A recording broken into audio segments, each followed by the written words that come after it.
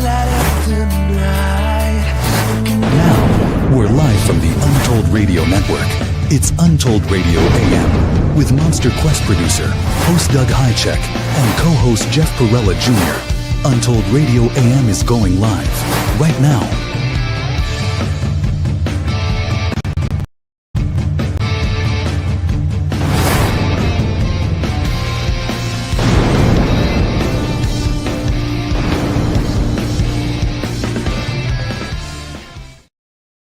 Hello, everyone. I don't know where Doug went. There he is. Oh, I'm right here.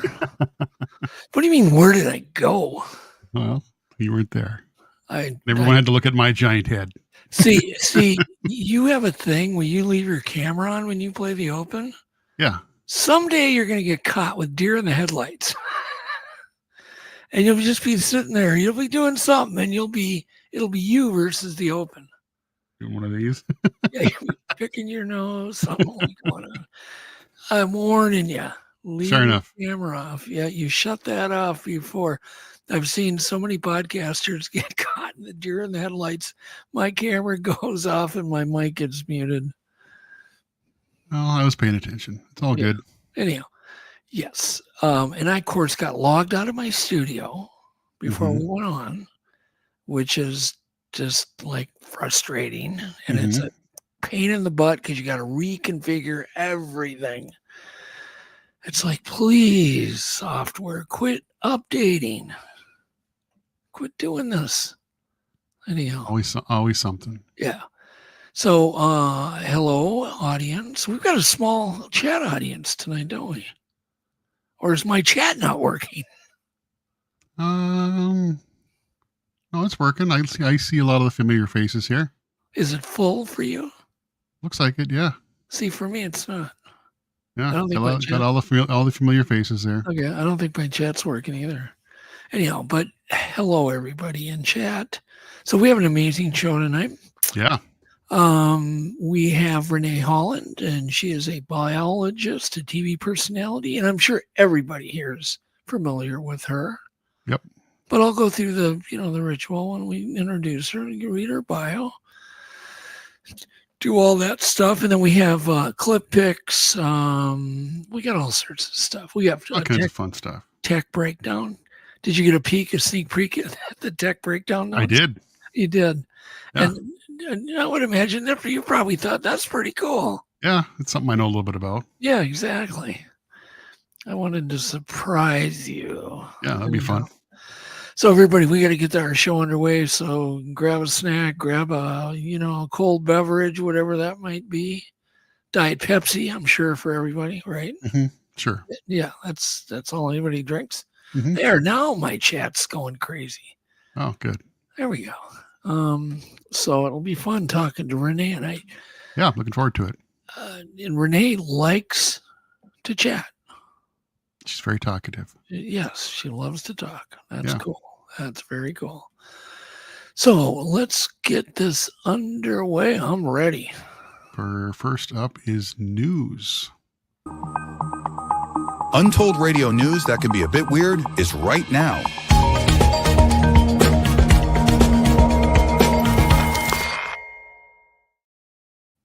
So the grossest headline I have ever read in an article, 520 million-year-old guts and brains found. And I went, ugh. So, of course, it's kind of clickbait because it's some kind of bug, some kind of worm, prehistoric worm. And I went, oh, okay, well, I would be excited, I guess, if I x-rayed a worm and it still had its fossilized intestines and brains in it. That would be pretty cool. Rare to get soft tissue preserved like that. Well, it's preserved, but obviously it's not soft anymore. Right. The article kind of made it sound like there was gushy stuff in there, and there's not. So it says here that normally, they just get the outside impression, and this time they get the entire inside impression. Yeah, that's super rare. From a 520 million-year-old worm larva that still had its brains, its guts intact. Now, I'm not sure why this one got preserved. Think of all the millions of fossils that have been found by now. Yeah. And how many? I always think about, especially in that era, invertebrates. How many we're never going to know what was there? There's nothing to preserve. Right. Yeah. Nothing. Amazing. So anyhow, well, I would imagine they haven't given too many fossils 3D scans either, because they're not cheap, No. unless you own one. So they 3D scanned it, and they've got now all of the inner workings, so they can compare it to modern crabs, lobsters, and other insects, and millipedes. So there we go. But that was the grossest headline I've ever read, ever. And give them credit for that one. They keep topping themselves. And then explorers found a hidden chamber in a cave filled with the remnants of a lost civilization. Well, when I read the article, they had the name of the civilization. So right away I'm thinking, that's clickbait, because it ain't lost if they're aware of it. Right. Isn't a lost, Jeff, now maybe you can answer this. Isn't a lost civilization one we don't know about? That would follow. Yeah, that makes sense to me. That's what I would think. Yeah. And this was found in, apparently it was found in Mexico, and they found engraved shell bracelets that sat atop stalagmites. And stalagmites go up, right? Yeah, stalagmites go up and stalactites go down. I think they're tight to the ceiling. That's how I remember that. Yeah. Yep. That's mnemonic, I think. Yeah. Yes. Anyhow, so they have found some things. They found pyrite mirrors, which is cool. All of it's dated 500 years ago. I'm thinking, well, it's not that long ago. I mean, I've got underwear older than 500 years old. So anyhow, so it wasn't that exciting. But then I went, well, maybe it is to some people. Well, in that part of the world, yeah, there's not a whole lot. Well, archaeologists estimate the items were left in the cave during post-classic period between 950 and 1521 AD. So, whatever. It's populated. It was populated by some now extinct ethnic group. Well, how do they know it's extinct? I read this stuff and very skeptical. Yeah. Of what I'm reading. Now, the next one I do kind of buy into, because I believe small goes on forever. It has to. Yeah. Think about it. Small has to go on forever. Large has to go on forever. Yeah, sure seems like it. At what point would it disappear? Wouldn't. There's going to be always sub particles that just keep getting smaller and smaller. It's never going to end, right? At some point, so, yeah. Some point they're just in another dimension.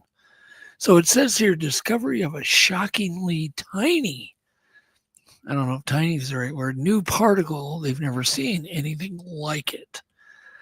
And it says a team of researchers at our favorite place, CERN, stumbled across what could be evidence of the smallest antimatter particle ever. It's so small, it's hypothetical. I'm like, what? So if they haven't seen it, then how do they know it exists? And if it's just hypothetical, see, this is where I get confused. What do they measure the reaction of something to this? Yeah, it's at the quantum level. What you end up doing is you measure its effect on other things, and sometimes to see things, you look at where it isn't. If that makes sense, you kind of look at the shadow. It kind of makes shadows. Not really a shadow, but that's kind of a way of thinking about it. Okay. Anyhow, it's the what do they call this? Confusing. Toponium particles. So now we got to worry about toponium. And apparently it's when you decay a W boson. And that's responsible for the weak nuclear force and blah, blah, blah. And I'm like, okay, good. Anyhow, it's just nice. Everybody knows now there's something new and smaller. Yeah. Next week, they'll discover something smaller than this toponium. Yeah. Can you send me some toponium, Jeff? Can you mail some? A quarter cup. I'll send you a quarter cup. Quarter cup of toponium. Yeah, I'll get right on. I got it in the cupboard over there. I'll figure it out. Yeah. And can you throw in some gluons? Sure. A bucket of gluons. Yeah, a bucket of gluons and a little bit of those boson particles. Yeah. We'll be set. Okay. The next one is apparently there was an earthquake 5.2 it did quite a bit of damage. And the elephants there at the zoo were observed reacting pretty strong. They huddled in a circle. I did send you video of it. Yep. Which is pretty self-explanatory. And apparently they did this before the earthquake was measured. That's what's cool about it. Yeah, they kind of circle up to protect the babies. Yeah, it's pretty cool. It's an instinct for them. This happened at San Diego's Safari Park. Yeah. My daughter was just there because she flew out of San Diego into Japan. Yeah. So yesterday she was sending me pictures of Mount Fuji. Fuji. You sent me a picture. That's pretty cool. And she goes, Dad, I'm tearing up. She was looking at the mountain and she was tearing. I thought, well, it's fine. It's good. It's very beautiful. I assume you've been there. I assume, haven't you? I have not been to Japan. No. Oh, you haven't? Oh, it's one of the few places you haven't been. I have not either. No. And the reason I haven't been there is there's that thing called a 15-hour plane ride. Thank you. As soon as they get supersonic, I'm on it. Yeah. Happy to go there. Yeah, I've never been to Asia. So have you ever heard of the term Milky Seas? That term. Have you ever heard that? I have not heard that term, but I know what we're about to talk about. Yeah. Apparently, they have finally figured out what causes Milky Seas. And that is basically a bioluminescence glow of the sea, not like phytoplankton and Renee would know a lot about this, not the plankton that glows like when dolphins are, vibrating the disturbing the plankton and they release bioluminescence. Right. Where you walk in the water and splash it. This apparently is a different phenomena. And apparently 400 years sailors have been reporting this mysterious phenomena in which the ocean appears to glow as far as the eye can see without any disturbance, no wind, calm seas. And so it is a phosphorescence glow. And so let's see here. This has been reported all over, but mainly near the Arabian Sea. Mm-hmm. You got the satellite view, which is cool. Yeah, really cool. I mean, that is cool as heck. Yeah, imagine taking a boat across that. That's pretty wild. Yeah, and apparently a doctoral student in Colorado State University Department of Atmospheric Science, boy, that's a mouthful, has compiled over 400 known sightings of Milky Seas, including one from Brunskill and Price, to create a new database. So, and they're saying that this glow is caused by a dense population of bioluminescence bacteria, likely, I'm not sure, I have no idea how to say it, Vibrio, I think it's Vibrio Harvey would be my guess. Harvey, which emit light through the process called quorum sensing. There we go. Interesting. Yeah, so now you know if you ever see a Milky Sea. And then scientists apparently have invented, there's a lot of people working on batteries. Scientists have now invented a liquid-like battery. So it's soft, right? Mm-hmm. One of the big problems with like LiPo batteries, you can't bend them, big problems. They burst into flames. But apparently this battery is flexible because it's got kind of a slow, gooey liquid in it. Yeah, that's cool. That is kind of cool. And they have invented this battery, and apparently it doesn't put out as much voltage as they want yet. They're working on it. Yeah, I'll figure it out. But it's apparently using electrodes, conductive plastics, which is plastic with high carbon content. I know I used to mess with a lot of that. I developed a mouse pad for a military computer. Oh, yeah. It had no moving parts to it, called Fieldworks was the name of the computer. And I developed the mouse pad that detected electrical signals in your fingers that had no moving parts. Kind of like today's modern mouse pads where it detects your but this was before that. long time ago. Yeah. Oh man, this goes way back, and it worked good. And I just would put a lot of carbon black. That's all I did. It wasn't rocket science. Eh? Yeah. Anyhow, it's pretty cool though. Wearable technology is a big deal. That's yeah. There's gonna be a lot of money behind that. And so apparently this also uses more inert ingredients. Apparently it uses even something called, it's something that's a byproduct of paper production. Oh, interesting. And apparently you can recharge these batteries like forever. Like they don't lose their strength. Like, a LiPo battery or a lithium battery, you can only charge like between 500 and 800 times. And that's just Plus, it'd be great to get rid of rare earth batteries completely. Yeah, exactly. I'm still looking for this.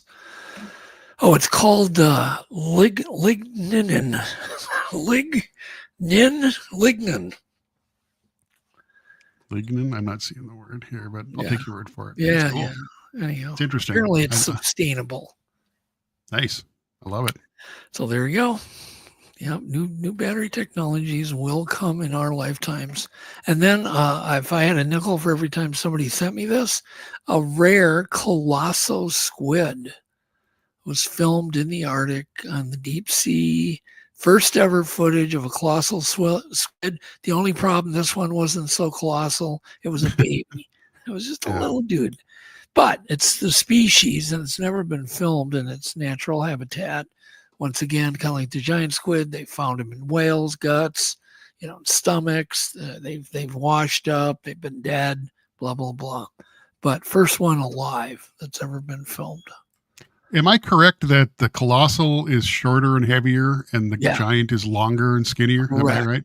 Yes. Okay. Yeah, they're short and stocky and really heavy. They get up to 1,100 pounds. Wow. Yep. World's heaviest invertebrate. That's a heavy dude. And who knows?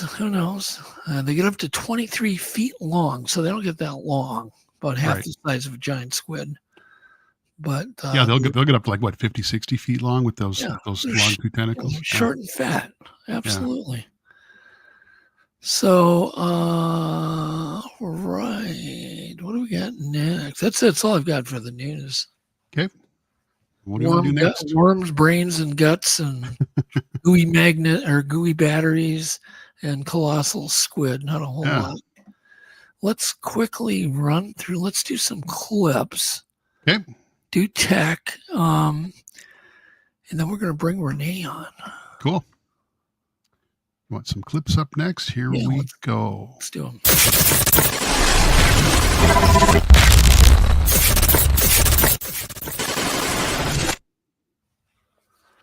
All right, clip 1. Sounds good. This is showing how vinyl records are made, Jeff. Oh, I lost my screen. Hold on 1 second here. You lost your screen. I hit the wrong button. Here we go. Oh, there. So this is kind of cool because a lot of people have never seen a vinyl record get made. And here we go. It's PVC plastic. Isn't that weird? They're molding music. Yeah. Very weird.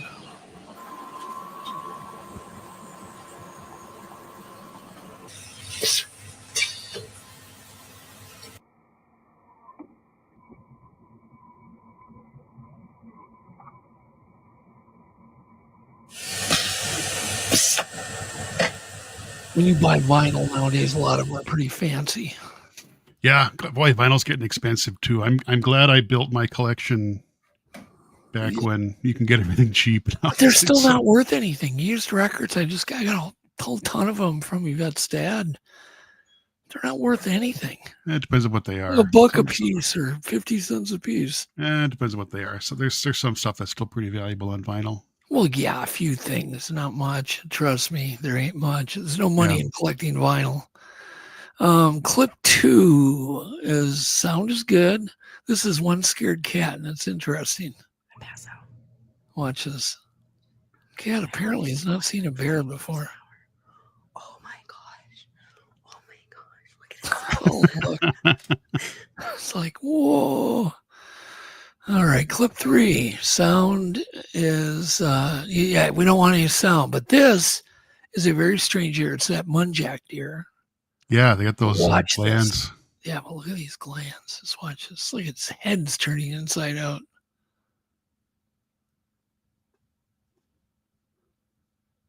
It's like a musk gland, right? Memory Yeah. serves. Yeah. Look at this. I don't know. It's creepy. It's creepy looking. Yeah, that's a weird looking animal. Anyhow, next, and speaking of bears, we've got the sound is good. This is what happens when a big bear is at the mall. Oh my God! Oh my God! The woman yelling, "Oh my God," probably isn't helping matters any. No. I think she's panicking a little I bit. just love these. I don't know if those are security people. They're just chasing after the bear. Oh It's my. funny. All I can say is, oh my God. Yeah. That's all I can say. But we are getting more and more bears all over the U.S. Their populations are just blooming because they're utilizing our suburbs. Yeah. The edges. And they can eat it. They can survive on anything. Yeah. They literally, they can survive on just about anything. Yep. All right. Clip 5, no sound. I thought of my daughter when I saw this because this is a pink petal storm. It's absolutely beautiful. But in one day, all those cherry blossoms go flying. Wow. That's got to be something to see. Yeah. Yep. And we've done that. We've had that here where, all of our apple trees, fruit trees bloom. It's so beautiful on like our boulevard. Yeah. And you can get a storm and just one day they're gone. It's sad. Right. Other days, other weeks or seasons, they can be there for a couple weeks. Yeah. It's the most beautiful thing ever. All right. This next one's kind of funny. No, don't put any sound on this. Okay. And just hang on, don't play it yet. Okay. So I read the comments on this, and people are calling this the ass blaster bug, the Taco Bell bug. Another said it was filmed behind the dumpster at Taco Bell, but it's a bombardier beetle, and it's from South Africa, and it shoots out hot acid mixed with hydrogen peroxide, and it kills ants just like that. Go ahead and play it. That's a hell of a defense mechanism. Heck yeah. Taco Bell bug. Put the sound up just like for 1 second so you can hear the sound effects. Go ahead and just start it over, but just. All right, that's good. We got the idea. All right. Sound off. There we go. It's funny. All right. That's what hydrogen peroxide and hot acid will get you. Clip 7's next. Yes, hang on here. I lost my place. There we go. This is the sound is good. This is the perfect lawnmower, Jeff. I want one. Oh, heck yeah. Sign me up. Hook you up?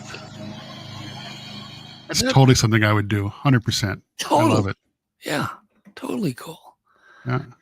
Drive my neighbors crazy. Cool. I That's love it. actually redneck cool. Clip 8. This is just a puppy. It is a Tibetan Mastiff, but look at the hair on this thing. It's absolutely beautiful. Look at the fur. The coat. I guess you'd call it the coat.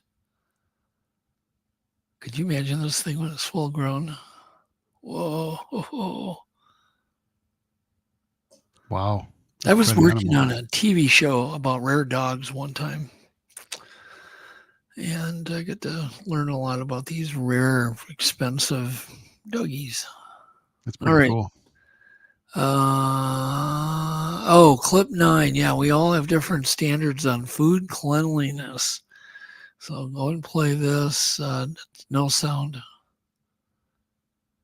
Oh, geez. Yeah. Yeah, that's why you don't get street food. And You you don't get street food everywhere in the world, that's for sure. Not everywhere. Yeah, not everywhere. Let's see here. What do we got? Clip 10. Do turkeys swim? I've never seen a turkey swim. They seem like they do really, really well. All right, never seen this before. Wow, I had no idea. I didn't either, but it makes sense that they'd be buoyant. Crazy. The guy's like, that's crazy. What the heck? Never seen a turkey crazy. swim. I've seen deer. Is he all right?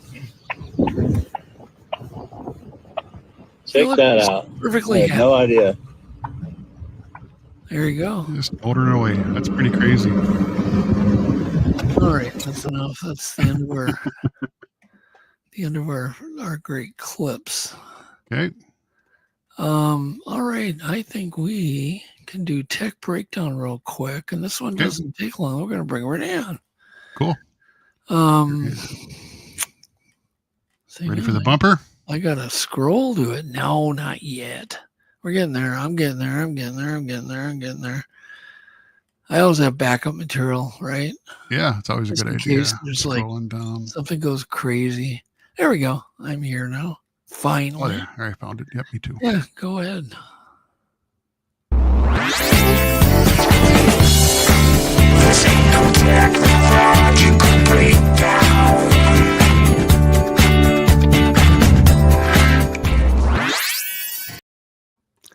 Now this one's really wild, untested, wild idea.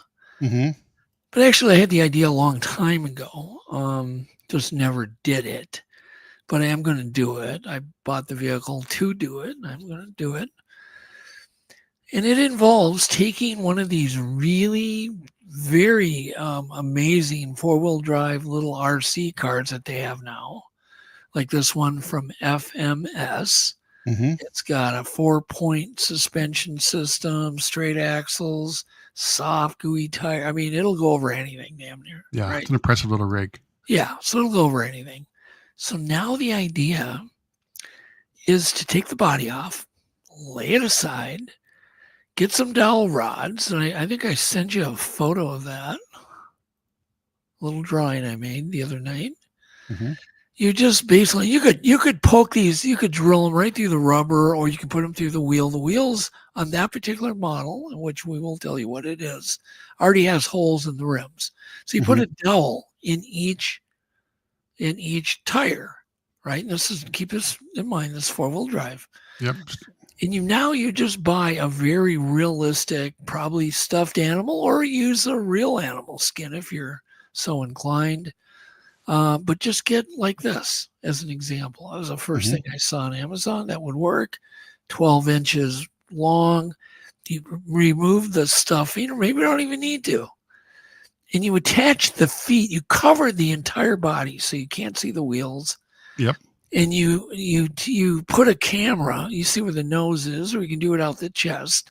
Where did we do the baby Bigfoot, Jeff? We did it out the chest. No, belly button. Belly button, yeah. Yeah, right we in did the belly button, so it looked natural.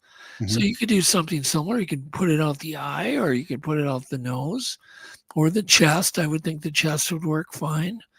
You put a little camera with a memory card, and you can deploy this thing. But here's what's cool: because those rods then get attached to the feet, Right. you're just going to have a walking animal. It's going to look so real.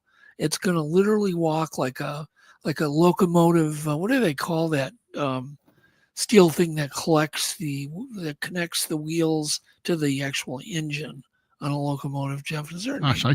I should know that. Is there a name for that, Rod? There is. There absolutely is, and I can't think of it. Yeah. I So should you're know. creating that kind of effect. So as you move, and what's cool about these little rock crawler RCs is they'll go really, really, really slow. Like you can They'll just crawl along. yeah, you can crawl them an inch at a time, or you can run them really quick, right? Mhm. And this vehicle is $175 or 179, excuse me, and it's a 1/18th scale. They make them up to 1/10, but you could also do the same effect with a 124. Mhm. So They actually make 1/6 now too. There's bigger ones too. yeah, they even have giant ones, but you could make a damn near a black bear out of it. Yeah, the 1/18 would be a pretty easy scale. It's cheap. It's a good combination of cheap. Yeah. It's still big enough you can do stuff with it. 12 inches. It's about 12 inches. So it's a nice scale. Put that on a raccoon, but the feet is what will look so real. You won't see any wheels. You won't see the chassis. You'll just see those feet moving. You can just kind of creep it along. You can scent it with, raccoon scent, any other kind of scent you want. Put it outside your tent. Park this thing 150 feet away. You hear a noise, then you can deploy it. Yeah. And they also have little cameras that have Bluetooth connectivity to your phone. So you could drive it point of view. Yeah. But you can do all this for under $200. It's crazy. The technology's gotten so cheap. It's so cool. The greatest way to talk your wife into letting you buy an RC vehicle. Because when you're done doing the animal thing, now you can have fun all week with it. Yeah. Doing rock crawling, right? Yeah. See, it's sneaky. Double duty. Yeah, ton of fun. I love RC. I've been in RC stuff since I was a kid. And wheels for one of these, like they wreck the wheels. Like they have the dowel wheels for the animal. Sure. And then they have the regular wheels. They're going to spend, what, $25 on a set of 4 wheels, Jeff? Something. Yeah, the stock ones are pretty cheap. Yeah. If even that, right? Okay. Yeah. So $200, you're in business. You now have a robotic animal that you can drive. Really good. And those transmitters go, what, 100 foot, 150 foot? Oh, all of that. More. Yeah. And they will, when I say they'll go over anything, you can just drive over rocks. So it'll walk over the top of rocks. It'll do anything. Mm-hmm. And once again, this has never been tried that I know of. Ranae might know, maybe it is, but I'm not aware of it. I've, put a lot of cameras in static things. Mm-hmm. And we did the baby Bigfoot, but if that thing could have moved, like walked, it would have been better. It could move its arms, it could move its eyes, its head, its mouth. Well, I guess I'll have to work on baby Bigfoot 2.0. Yeah, we need 2.0. We need them to walk. Something. Well, you should just work on Rocky the raccoon robot. Actually, I got an idea. I have an idea. I think I know how to do it. All right. We'll talk about it later. All right. I think I know how to do it. Anyhow, that's it. And I know people are going, "What? You've lost your mind." Probably. I don't want to look at the comments. I've been ignoring all you guys. I'm sorry about that. It says we ran a remote car with a raccoon hat on it at Boeing back in the day. Okay. It's a thing at Moab. Yeah, in Utah. Yeah. Yeah, people do these low rock crawlers. Oh, yeah. Moab's a huge area. Yeah. So anyhow, but think about it. And I think it would work really good, be quite cheap. You would get double duty out of your thing. Yeah. All right. Ranae. I see Ranae in the back room. She's doing a drum roll. She's ready. She's ready. Oh, she's something. I see her back there. All right. So Ranae Holland she's a biologist first, and that for sure she is. She's never wavered from that. And she's also a Bigfoot researcher. Obviously, she did it professionally, got paid to do it even. She's a nice TV personality. Everybody knows who she is. And apparently her father got her really into the outdoors, got her where she wasn't afraid of the outdoors, and now she, absolutely embraces that. Says the mystery and the magic of nature. Yeah, and she keeps an open mind about everything, and that's kind of what we're going to get into. And this is one reason. It says here the producers opted for her and why she got the part in the show. And obviously, it was Finding Bigfoot. And how long did Finding Bigfoot run? A lot of years. Like, I don't even know. 5 or 6 seasons, I think. Something like that. More than that. Yeah, lots. More? 8, 9? Yep. But Ranae is a biologist by trade. She spent an enormous amount of time in the field and has seen the workings of nature firsthand. She continues to do Bigfoot conferences across the U.S. as a keynote speaker, and she's also done a TED Talk. Have you seen her TED Talk? I have. I started watching it today, and I didn't get all the way through it. Oh, so I will watch it. How many TED Talks have been done on Bigfoot? None. Yeah, no, it's bookmarked. I got about 10 minutes into it, and I can't remember. I got distracted. I'll get back to it. I want to watch it. but I believe her degree is in marine biology, but I'm not sure. I believe. Anyhow, without further ado, let's welcome Ranae Holland. Okay.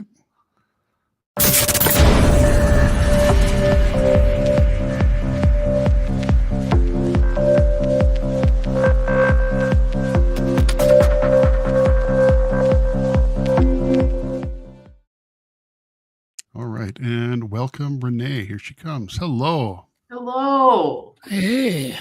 Hey, everybody. And hello, sitting backstage. That was not a drum roll. I was just pew, pew, pew. Yeah. You were just being active. You were active. Yes, I was. Yes. Very active. Anyhow, I like your background, by the way. It's beautiful. Oh, thank you. That is really sharp, man. She wins the award. In all the years I've been doing podcasting, that's the prettiest background ever that anybody's ever had. Yeah. So we send her some kind of ribbon or something, certificate for that. That's beautiful. Yeah. I'm not joking. That is right here. Right here. Thank you so much, Doug, for having me. I'm not a big fan of doing podcasts. I'm hesitant. I know. I just, how do I say that? It's an honor. There's so much chaos, misinformation, malinformation, disinformation. It's kind of overwhelming to expose yourself to lots of the vitriol you get out there. But, you and I have been acquaintances and friends for so long that we still haven't met in person, even though I'm from South Dakota and you're from Minnesota. Yeah. But, it's nice that we finally have been able to connect a few times and have some great conversations. Yes, I like to chat, but what people don't realize, I'm a professional extrovert. And so I'm like, I'll be cooped up and then I'm on and then I'm like, I want to exchange information and nerd out and then peace out. I'm somewhere solo doing something. But yeah, I love me a good. You live in Bigfoot country right now, correct? I do. Yeah. I was born in South Dakota, but I've spent well over half my life. I live in the Great Pacific Northwest. I'm honored to live in this amazing part of the country, but also to be connected to, I have many friends, indigenous friends who live on great sections of private land or access to reservations. So it's not just that I live out in a great part of the country. I also have some fantastic friends with some fantastic property as well. So do you, Ranae, I do picture you on weekends taking hikes. Is that right? We briefly shared, I spent, and just Jeff, TED Talks are like 13 minutes, Yeah, I'll watch it. I promise I'll watch it. You did the first one on Bigfoot ever. Yeah. I was having a hard time. Yeah, mine is a very playful tongue-in-cheek about curiosity. They get to title it as they are. It's basically Bigfoot as a vehicle to me to getting people into science and curiosity. And it works. Yeah, so to bring that back there is doing that TED Talk. It led to that, but coming back here, what the Pacific Northwest is so many people that I've met here. What do I do? I was sick for a long time. That's one thing I shared with you. I was dealing with an autoimmune situation. Without boring y'all with the details, I have a crazy sleep disorder.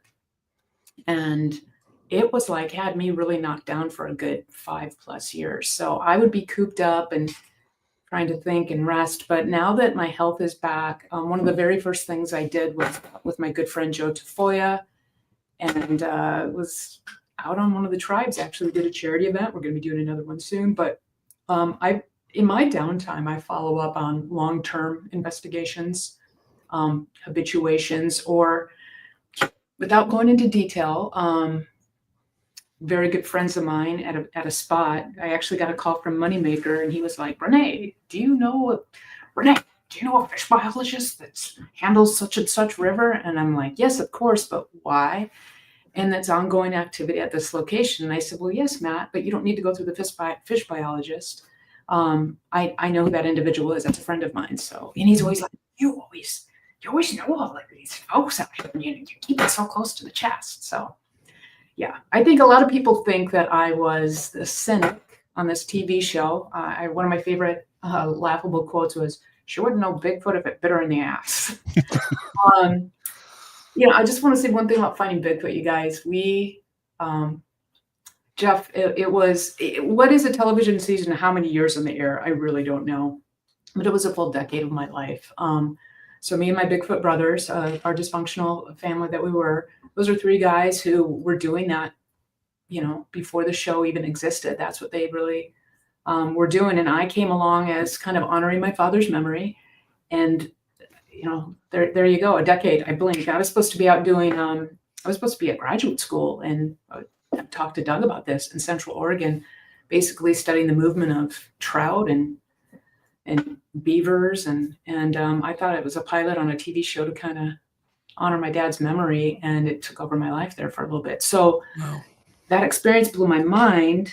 And now that I get to do kind of Bigfoot on my terms, I approach it a completely different way. Not that, finding Bigfoot was great, Well, how do you approach it? Well, before it was a job, Right. and I was trying to survive that job. Well, not only is it a job, you're under very strict time constraints, and Yeah, And that's really you don't have control over the editing either, so the editors can tell any story they want. absolutely. And I will say this because, that season one, those first 6 episodes, no disrespect to the BFRO. I think what they do is fantastic. They were, one of the first ones out there creating that database and collecting and vetting and going to great lengths to attempt to vet anecdotal reports, witness sightings or audio sightings or audio recordings. But essentially,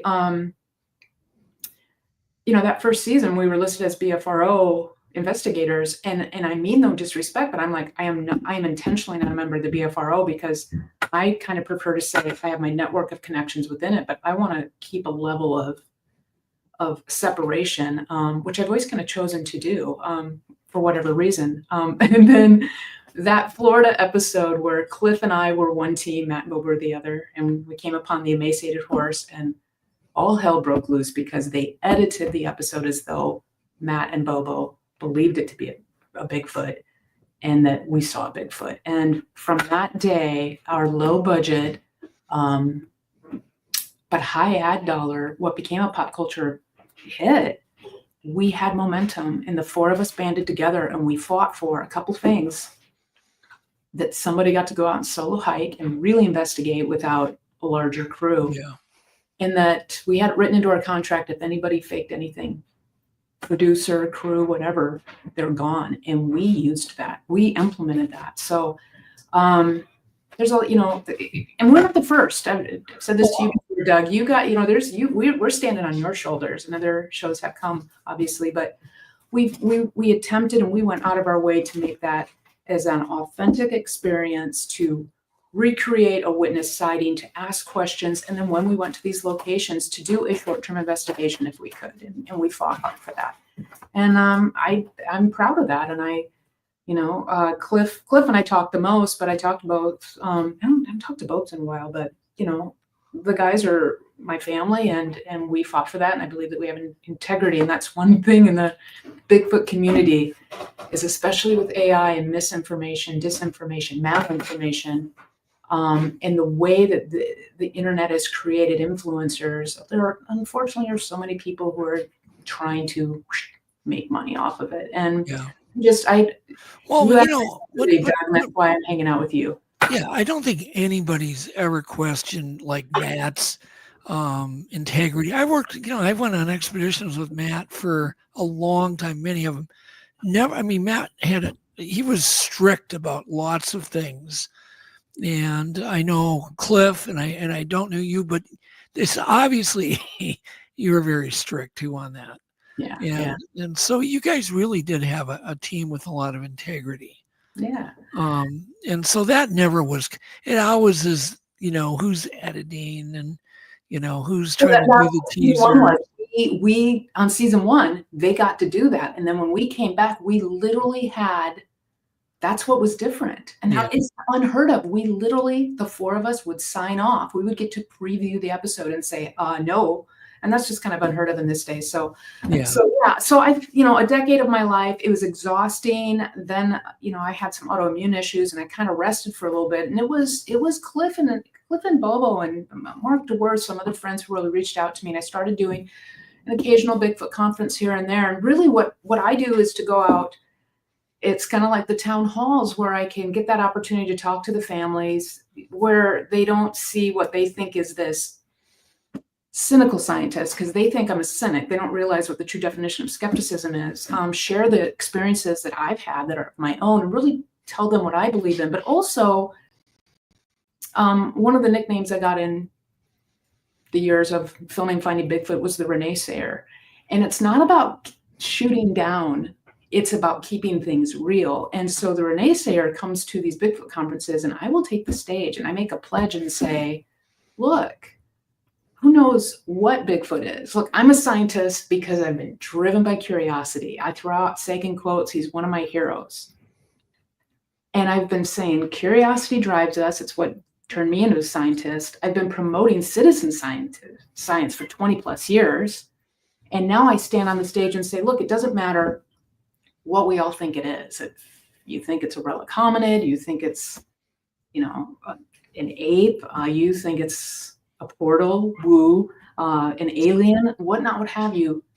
Nobody can actually, without a holotype, but we're all fascinated by this phenomena, and yet there's so much talking, and I'm like, and I'm always trying to take the stance that collaboration, so many discoveries within the scientific method in history, if you look at it from all of them, overlapping interests and opinions, we can work together. And I'm just like, let's all lower the ego and let's just stick to data. So I really focus on citizen science, belonging, my core values are belonging, curiosity, patience, and persistence. It's one of my TED Talks. It's one of the talks I do with Bigfoot. That's how, if you take those values to the Bigfoot field, I think, and some technology and some luck, maybe something can happen. Well, it's something they've killed in most schools now is curiosity, the freedom to be curious about things. And so Bigfoot has really given a lot of kids as they grow up wanting to become scientists because of shows like Finding Bigfoot. I mean, I think you're going to find out about 10 years from now how many scientists were developed because of Finding Bigfoot.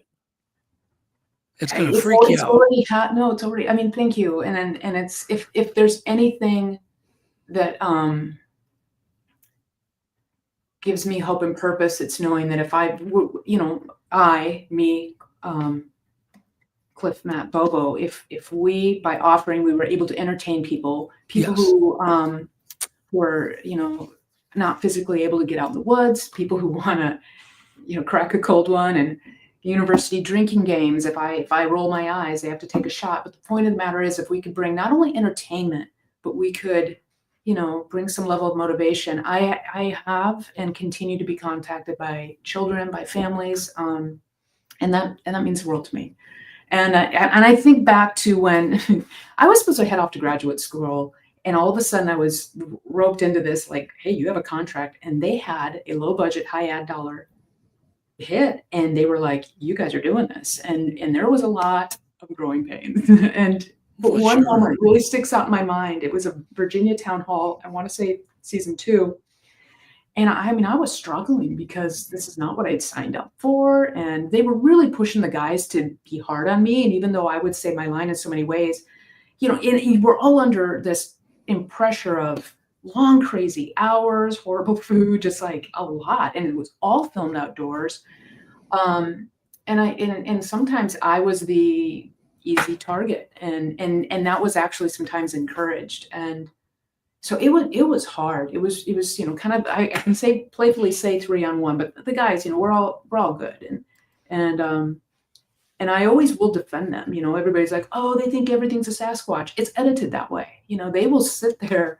I think of 2 things. I think of that town hall where I never felt that way. When I did stuff with Bobo or Cliff, that was the opposite. Oh, absolutely. But for television purposes, I remember that town hall struggling, and this father, it was somewhere in Virginia or West Virginia, this father walked up and he said, it's after the town hall ends and the filming's cut, and then it's kind of a meet and greet. And this father walks up and he's got like a young daughter he's holding, and then the older one, and it's the same age of me and my sister. And it took me back to the time frame of where I used to watch shows with my dad. My dad would, pull me up. I'm out of bed late at night. We'd be able to go watch In Search of and all of that mystery stuff and even the scary movies and stuff. And boom, I was back there. And his father walks up and he goes, "We're huge fans. I just got to say, me, and especially this one, because I'm the younger one." And I realized it was the full circle right there. And I was just like, oh my gosh. And that was my purpose. And that really, so that from there forward, the town halls, even if I was camping or something, I would go outside to the end of the line and just start visiting with people, the kids especially. Meant the world to me. So kind of, I to this day, and have it written in any presentation I do, the kids, the families who watch the show are the ones that kept me sane. They kept me going. So well, that's cool. But they made you the bad guy. Absolutely, yeah. But you played along. I mean, why not? I didn't play along. It's just I never got to share. Okay, case in point. You were saying, Bobo, you've been out in the woods with them. So we would literally be filming, and the guys, especially early, like season 1 and 2, and they'd be listening, and they'd hear a barred owl, they'd hear something else, and they would just not react because they knew what it was. And I remember the producer was like, "We need a reaction," and I would at least react and go, "Oh, pause, that's a barred owl." But I'd at least give them a reaction. I understood, not to say that the guys didn't understand the game, but there's a balance there, of working with it. Well, And they were like, "Sure, pay the bills." Bigfoot's real is this and that, but no, I'm not the bad guy. I was never allowed to share what my beliefs were. I was given this role of the pushback, cynicism, and I know your role? Talked about this, Doug and Jeff. Basically, what I really always try to explain to people on belief systems or your critical thinking, your openness, wherever you fall on that, there is on one side zealotry, and on the other side there's cynicism. And believing everything, you're a lemming running off the hill, and here you're just going to shoot it all down. And skeptics are right there in the middle. And we get this bad rap. And I am called the skeptical scientist for a purpose, because whether it's Bigfoot, whether it's river science, which is what my niche is, I'm a restoration ecologist, so I'm more of a river scientist. I will push back within, restoration projects on their modeling, and the principal investigator comes in and has this whole idea, and I'm like, no, wait a minute. And that skepticism, hey, you are forgetting or you're pushing back. The real scientific process, if you're Canadian, is skepticism. And there's a fabulous quote I have, in my TED Talk, talking about how we need to push back and ask things and critically think independently. That's important, and it's very important in this community as well. So, okay, what do you do? I want to cover some new ground. I want to stop talking about this show because, man, everybody knows this show. What do you do nowadays when you take a hike? Are you? I would imagine you're still very, very curious about this mystery. It's a huge mystery that's fueled every day. Yeah. So what do you do?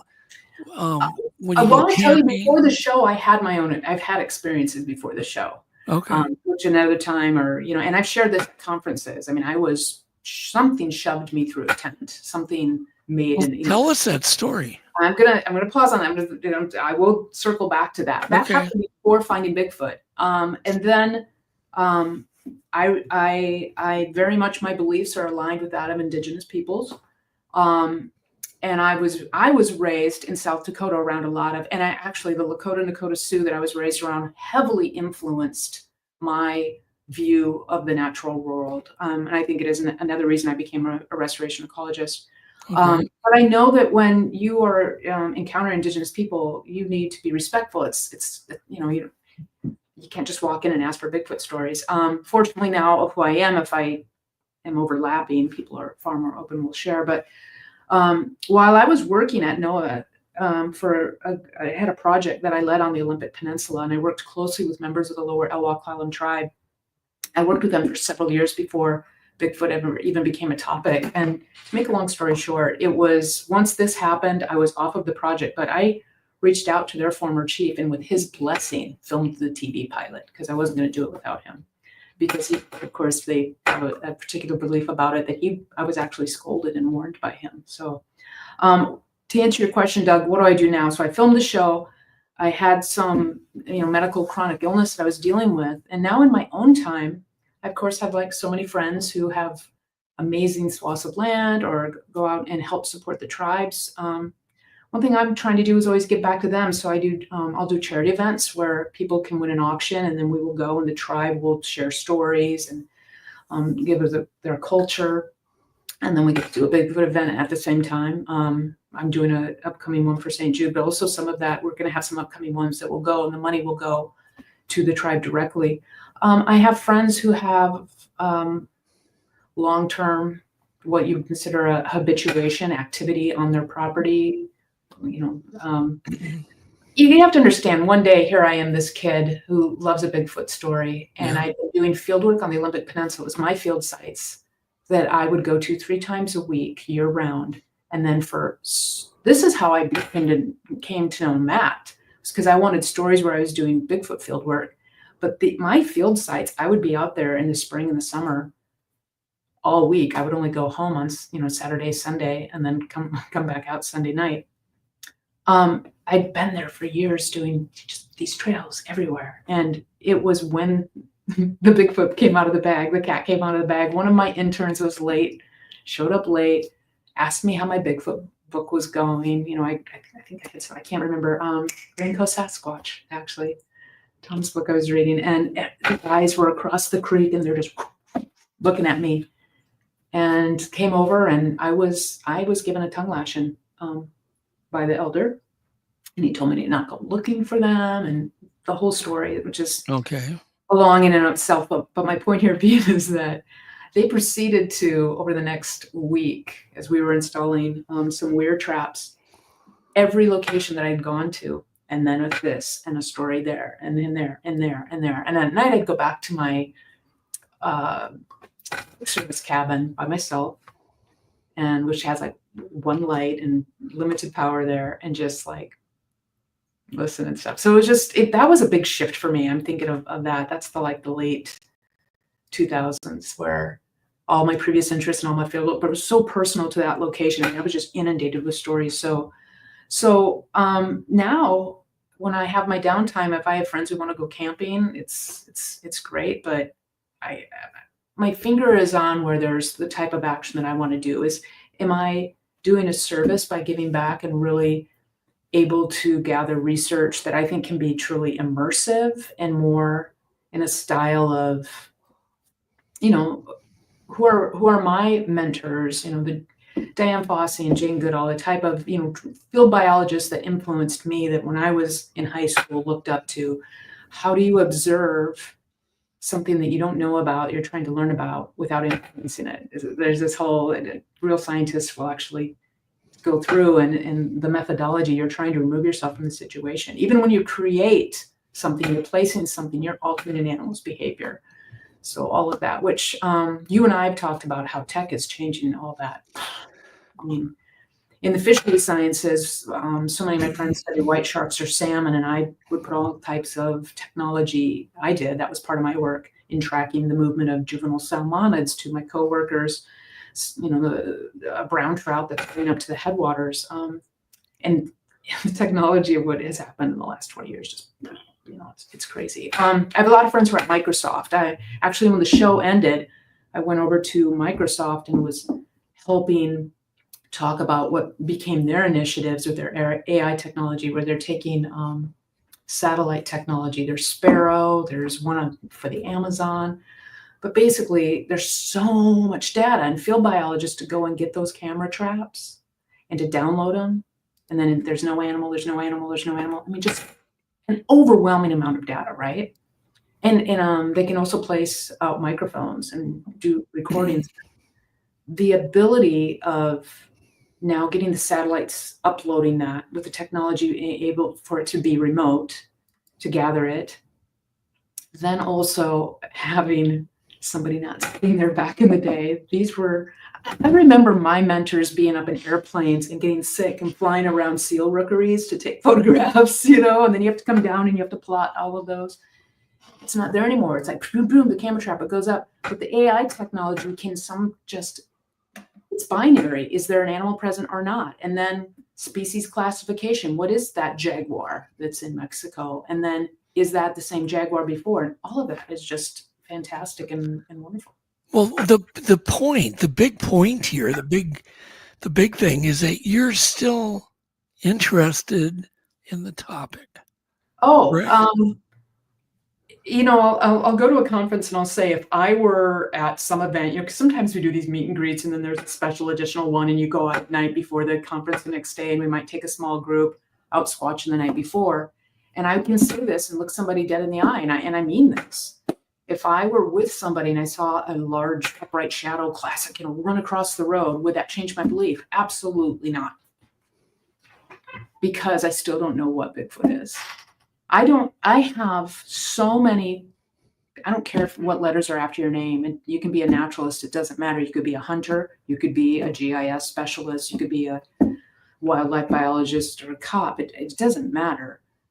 People who I know and trust, who are seasoned field workers, have come to me and said experiences that could be nothing else.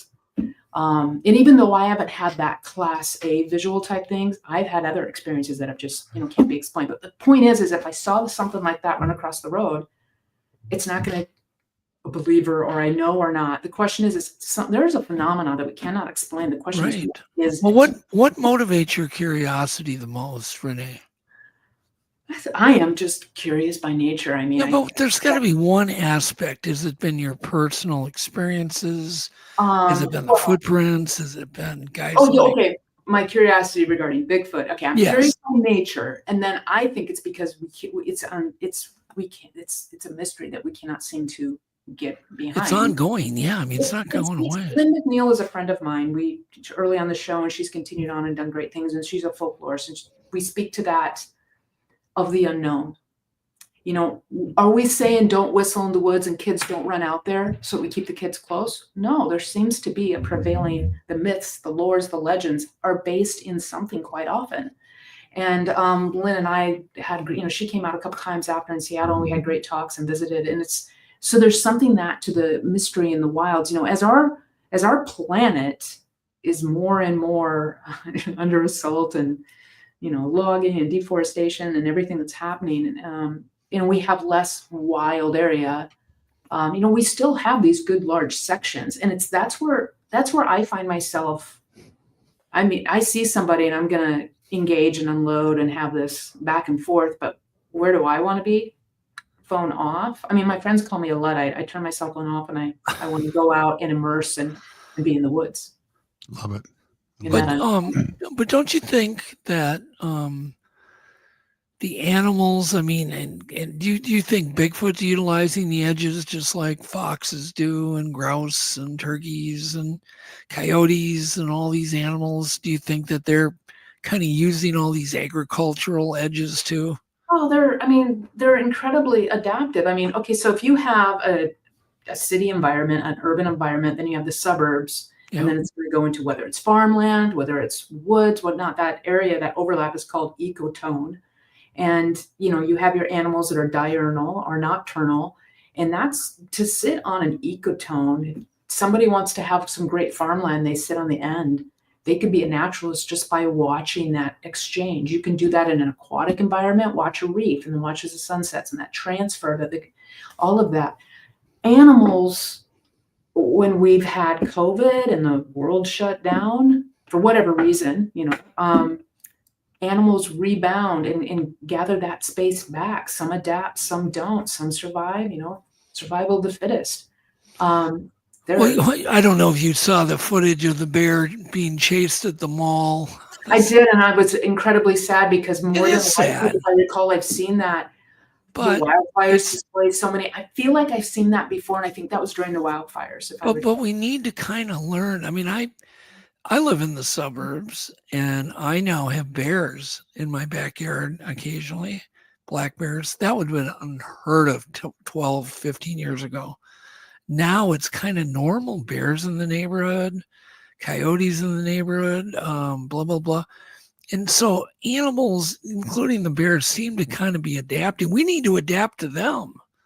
We got to learn how to share. We want so many times people anthropomorphize animals. It's like they're a wild animal. Let them be. Don't engage them. Don't feed. I mean, think back in Yellowstone back in the day where you drive your car in and then you'd watch them eat. They're wild. I'm really, before I was in, lots of times there was a misnomer or a misclassification of me. People think I'm just a fisheries biologist, so that and they think I'm more marine. I'm actually a river scientist. And when the type of river systems that I really specialize in are the ones that are in New Zealand, Pacific Northwest, Japan, that's my ideal place where I thrive. So it's that high alpine environment where the bears or the Bigfoot are the dominant creatures. But I study not just the river itself. I'm studying the flora, the fauna, the rocks, the insects, all the way down into that estuary, and it goes out to the sea. And yeah, sure, I'd be hired on if there was a big job and something was all hands on deck. I'd be maybe on a boat out on the ocean doing something. But the projects that I led and managed are on all of those rivers. The ones that I started and my main systems were out on Highway 112, the North Olympic Peninsula at the coast. Those rivers from the mountains that go along the watershed facing Vancouver Island, from Port Angeles out darn near to Nia Bay, those were my study sites. So that's that's my environment that I thrive. Just the woods, the animal, just you don't hear anything. You get out there, just absorbed by the moss. It's this is a deciduous forest here in the background behind me, and that's a nice little getaway. But yeah, I just that's where I love and that's what I thrive. So, what do I want to go here? I want to go to people, obviously a lot of people in the audience, before, if they haven't seen you do an interview like this, say, oh, she's a skeptic. She's not. She's just a scientist. It's very curious. You've had some experiences that make you go, huh? You're obviously still doing research on occasion. You wouldn't be doing that if you weren't interested in the topic. But you're not gullible. So we've established a lot of these things, and not everything's a Bigfoot, blah, blah, blah. But what is it that's happened to you that really went, oh, gee, that was a moment of pause? Oh, maybe, absolutely. do you want to give us one of those? Yeah. So, and I'm not a skeptic. I mean, I'm not a cynic. I'm a skeptic. I just want to put that. Right. Big difference. Yes. Yep. You were like, I'm skeptical. And I was like in the background going, yes, be skeptical. We need more skepticism. Don't be cynical. Before the show, I was doing field work in a very remote section of the Olympic Peninsula. So basically think of a giant watershed. You have your main stems. And what we were doing is tracking salmon movement. And essentially the computer says you got to go to all of these spots, and they just randomly throw them out. And some are easy to get to, and some of them are a bear. And it's site number 3 and site number 43 with the 2 bears. We always saved them for the end of the season. They're just brutal. And for 10 years, every summer we would go there. And the first year that we got dropped in there, we go to the highest part of the stream and then just move down the system. And I saw this, which is people in the Bigfoot community back in the early 2000s, before people knew who I was, there was this rumor about how I had seen this flash of fur. To this day, I don't know what that was. To me, it was more than likely an elk. But that got out ahead of me, like, oh, we heard you saw a leg or something. No, I don't know what I saw. And in all my times of field work by myself on the peninsula, I've never seen anything. I've never heard of wood knock. I've never heard a call. I did ask Duke why. And an elder looked at me and said, they know you're doing good work. They leave you alone. They're comfortable with you. They don't mess with you.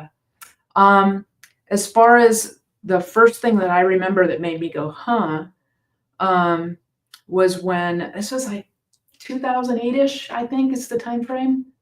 So I had the previous week been at work. I was deploying temperature and a photo tag to measure the amount of daylight in each of these rivers. And so I had to go through all of my streams. I hit like several a day. So all week I'm exhausted is the point where I've got equipment, GIS equipment, and I'm going up to basically the anadromous, the top of the anadromous section, as high as the salmon will go for each stream. So it took me the whole week, and I got got home and a friend says, hey, I'm going through some stuff. Let's go camping. And I'm just like, okay. So I grab my camping tub, throw it in my car, go out. We ended up going out near Bumping Lake in Washington State. Does that sound familiar to you at all, Doug? Oh, yeah. Yeah. Okay. So I had never been to Bumping the Lake. base of Mount St. Helens. Yeah. And I did not choose the location, but I knew this much. I knew that somewhere between 03 and 05, there'd been a lot of landslides and washouts. And so I was concerned as my friend had picked the spot. I was like, did you call ahead? Is that even, going to drive? Is it going to be there?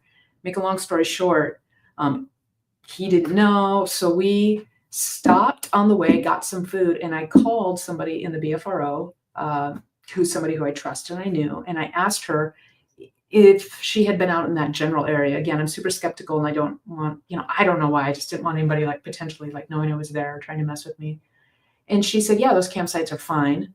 So we go out there, we park in the parking lot, grab a sandwich, we're sitting there, and all of a sudden, there had been a washout, and so there's a road closure sign. And trying to make this the best, make this a shorter story. These guys pull up to the road, it's big old early 80s lifted, pickup truck. They got their gun rack in the back, and it's two, guys, they're trucker hats, and I don't hesitate. I grab my bag and I slap my hand on my buddies on the back, and I start running to him like, hey, and I book for him, and they're like, oh, and I was like, no, give us a ride. So they book us back there. I don't know, about 2.5 miles back is a large washout, and thanks so much. And we get out and hike the rest of the way in.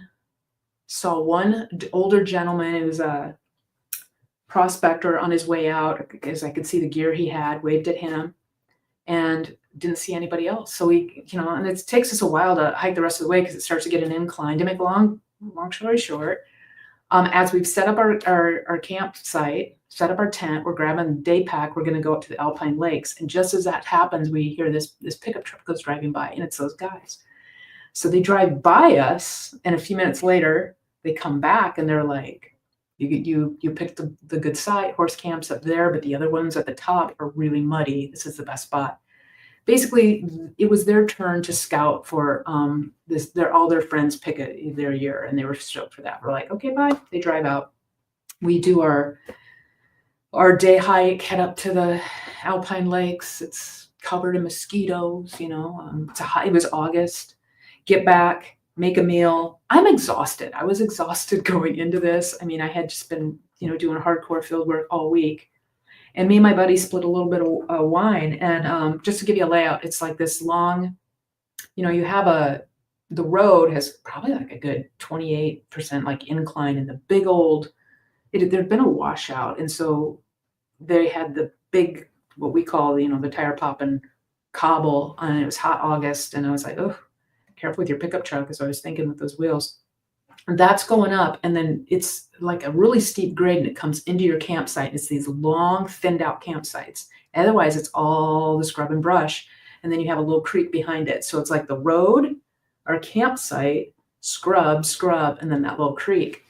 And so we came back, we crawled into bed, and at the foot of the tent, and by the way, that night it was we left the fly on, and then the door was zipped, but this large open screen, a mesh screen, and about 4 feet away in front of us is a big old ponderosa pine, and the campsite itself is that leaf litter of ponderosa pine dominant. It's kind of hollow, it's dry. We're on the lee side of Mount Rainier, and so it's just all that duff, and then you can't drive a vehicle in because they've just put these ponderosa pines, So there I am. I'm out cold, and my buddy is sitting next to me. He's sleeping on this side. I'm on this side. We've got our food hanging in there. There's cougar scat everywhere.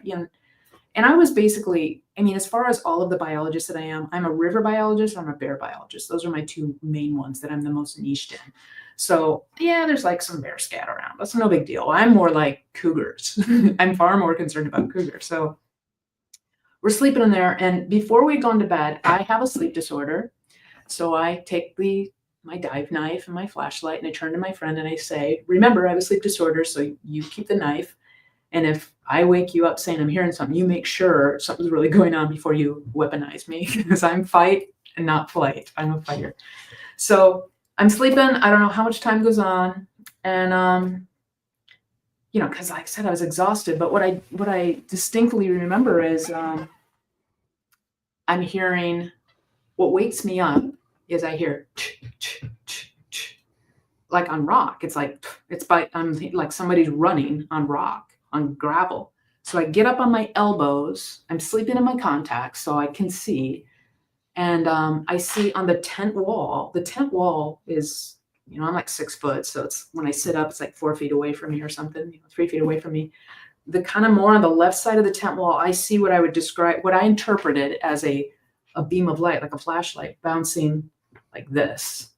And so I interpreted it's somebody with a flashlight. And what went into my mind as a woman camping is ding, ding, ding, ding, ding, ding, ding. That's the first thing. So I just immediately grabbed Brett and I shook him and I went, Brett, like that. But as I shook him, I'm looking that way. So the second I moved and shook him, the light went out and I heard what I am interpreting as a slide, somebody stopping. And it was in that direction. So when that happened, I'm just like, just my heart's racing. I'm looking. And so a few minutes go and I just hold still. And it's just the wall of the tent, right here is just totally dark. I can't see anything, no light, anything. Kind of looking above. And it seems like maybe because there wasn't much cloud cover that night. It was a fairly open sky. It wasn't a full moon or anything, but it was an open sky.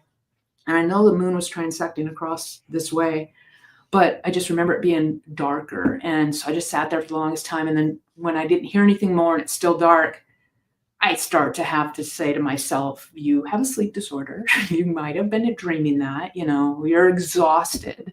You are so tired, you start to, I'm like, okay. So I slowly kind of lay down and I'm looking around and I do want to where's the knife? But I don't want to get up. And I, by the way, when I had shook my friend and he didn't move, I was pinching him because at that point I froze right next to him for easily 10 minutes. I just sat there and because, I don't know, you guys, being gentlemen and all, but women, we have more safety issues. And why is it that sleeping bags sound like aluminum foil, when you're trying to be stealth, So I'm pinching him and he's not waking up. So I'm like, okay, maybe I'm lucid dreaming, whatever. I go back to sleep and I just kind of drift back off. And I'm hearing off to the right side, I'm hearing a footfall every once in a while. Now this is pre-Finding Bigfoot. So I've never been able to, the great thing about Finding Bigfoot is we could hear sounds and then we could put the thermal camera on it. And it's amazing.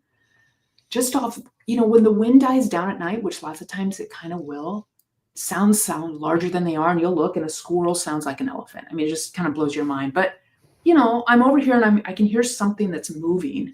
And at most I'll hear a step or something. And I'm hearing some branch breaking different. And I'm just listening to it. And then I keep hearing, it sounds like this, a dull, like a thud step, it's something not in the brush, but closer to and I'm hearing like a step.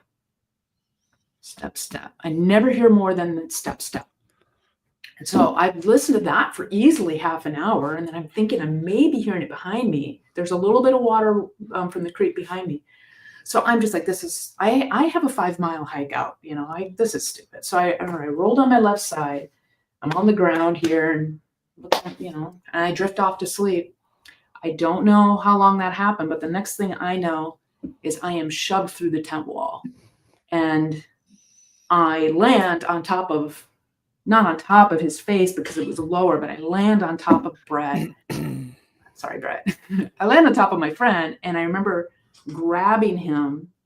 I know I had his shoulder and kind of like part of his shirt and I shook him and I remember because I also, you have to, if anything ever happens, write it down immediately. And when I got home that night, I detailed it because as time goes by, when you have memories, you'll remember things very core, but also your memory can shift and stuff. And I periodically go back and reread that. And it's funny. I was like, I don't remember it that way, but I wrote down that that's what happened. But I know I grabbed his left shoulder and was trying to grab that part and I shook him 3 times. And as I was shaking him, I wasn't screaming, but I got close to him and I was saying, without trying to scream. It's like that. And I shook him 1, 2, 3, as hard as I could without making noise, without like flailing. And the first time he reacted to me, he goes, Brett goes, like that. It's just, and he's kind of like, he's just a little bit, he's probably 5'11", 6 foot, a lean guy. He was probably in his 30s. He's not a big guy, so it wasn't this big, deep sound. It was just this like that. And it's like, there's this pause. Now, mind you, I'm on the ground. I'm on top of Brett, trying to wake him without making noise. And then there's this, and up above, to my right a little bit, I hear this. It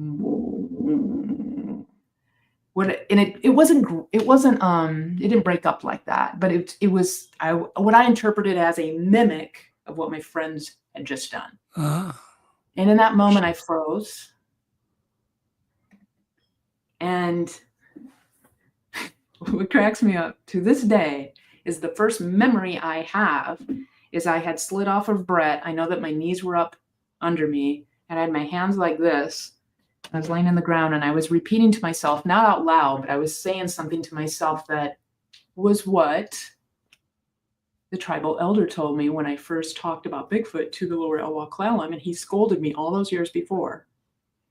And to briefly go back to that, when he heard I was reading Bigfoot books and that I liked Bigfoot stories, he came, grabbed me, put his hands on me, and I was his boss's boss's boss. I was a federal employee, a white woman. I mean, he's putting himself out there to do that.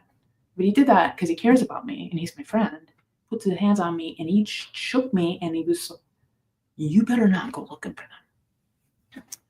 It's like, and his belief, and a majority of the Elwha, again, you can't say this tribe believes that. They all have different members, but it's fascinating to me with the different tribes, the different beliefs. But in this particular instance, he said, if they look you in the eye, they were still your soul. And he's like, you don't go looking for those things. And so to take me back to that moment, because after that, can I interrupt you, Ranae? I don't mean to, but no, please. Could you explain the shove more? Because that's like really a freaky thing. Will you? I will. Was your body pushed against the outside of the tent where it could see? No. And I will tell you that, but I want to tell the one point why I'm monitoring is in that moment years prior, it's like 6 some years prior, where he said, don't go looking for him. And then we had natural conversations about what they believe Bigfoot is. And then I asked him why I had never seen one. And he had said to me, they see you, they know. He said, you're out here trying to save the environment. They see your intention. And he puts his hand on me and he says, and they know your heart. You have a good heart. You're a good person. You're trying to save the world. They know that. They'll leave you alone. And then one of the other members says, well, it's up to juveniles. Sometimes they'll mess with you. And then Duke said to me, you know what? If one of them's ever messing with you or you get a bad feeling, the hair's going up in the back of your neck, you close your eyes and you say, leave me alone. I'm doing good work. Leave me alone. I'm doing good work. So flash forward, all these years later, there I am. I'm up in the headwaters. I get shoved through the tent. And after I tried to wake my friend, and then I hear that noise. And I'm that's visceral fear. I mean, my legs are up underneath me. I'm freaking out. The first thing that I became cognizant and self-aware, I was saying in my head, leave me alone. I'm just trying to save the planet. Leave me alone. I'm doing good work. I'm just trying to save the planet. And that's when I became self-aware. And then I kind of started laughing at myself. And then I slowly, so to answer your question, I was laying on my left side, Doug, the tent walls behind me. There's probably a gap of about, a foot or so. Okay. I just remember being pushed, and I don't remember so much pain. I just remember the shove and just shock and being. So I'm assuming it was about here. Yeah. But how did it find that spot on you to shove you? I don't know. You don't know. I don't know. So to speed this along, so I lay there, I'm terrified. I then, slowly curl my knees under, and I'm like, you know what, I'm laying there in fear until, I'm listening. It's now all quiet. And then I slowly lay on my side and I watch my friend for easily 15 minutes. I'm pinching him. I don't understand why he won't wake up.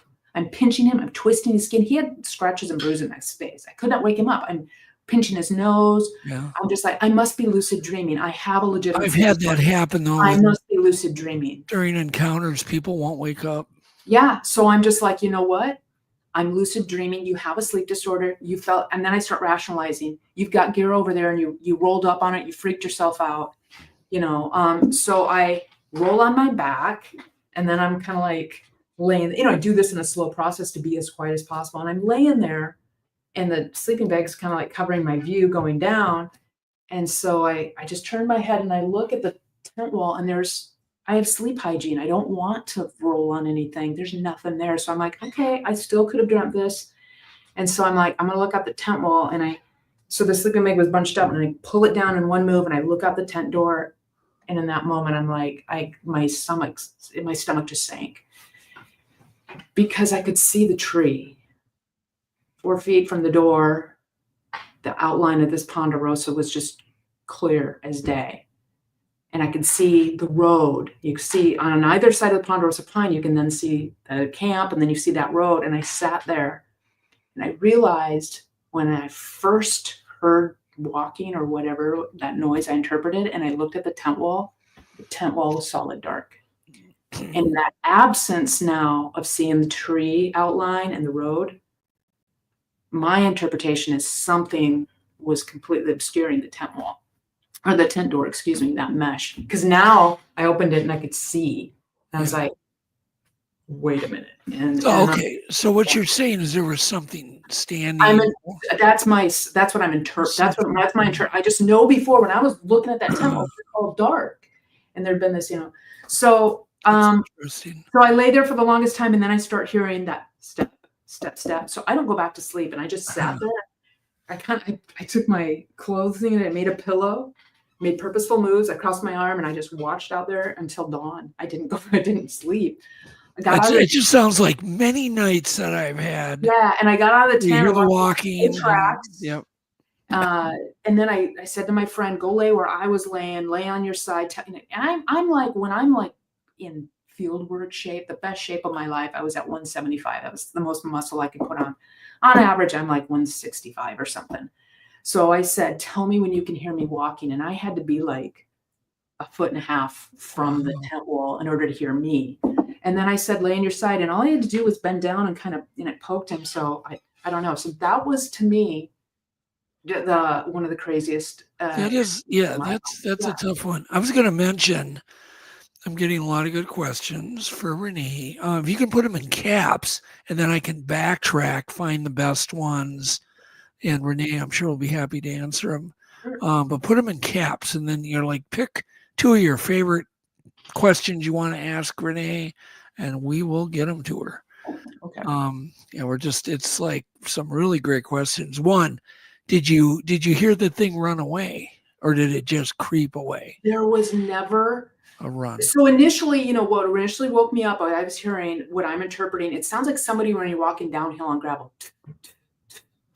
You're coming down because you're going up it kicks it back. Coming down, there's almost like a back sound to it. And then that slide, to me, I'm interpreting someone was running downhill on that gradient and then froze, slid to a stop. The only other times I was hearing movement would be these very short steps, step, step, step, never more than 2. Yeah. I never heard anything running away, if any, no. Yeah, well, it's doubt. I mean, just in all my experiences with black bears, I doubt it was a black bear doing that. Oh, there's no doubt in my mind it was not a bear. Bears are silent. Not a cougar. And then I go to work the next day, and my office mate, who's another amazing field worker, I was like, Ryan, his dad is a sheriff's deputy, and his dad called, and I said, okay, if somebody's going to come play a prank. To make a long story short, and here's 2 other pieces, is that when I got home, I had a mark on my back that big, bigger than a quarter, smaller than a 50-cent piece. Whoa!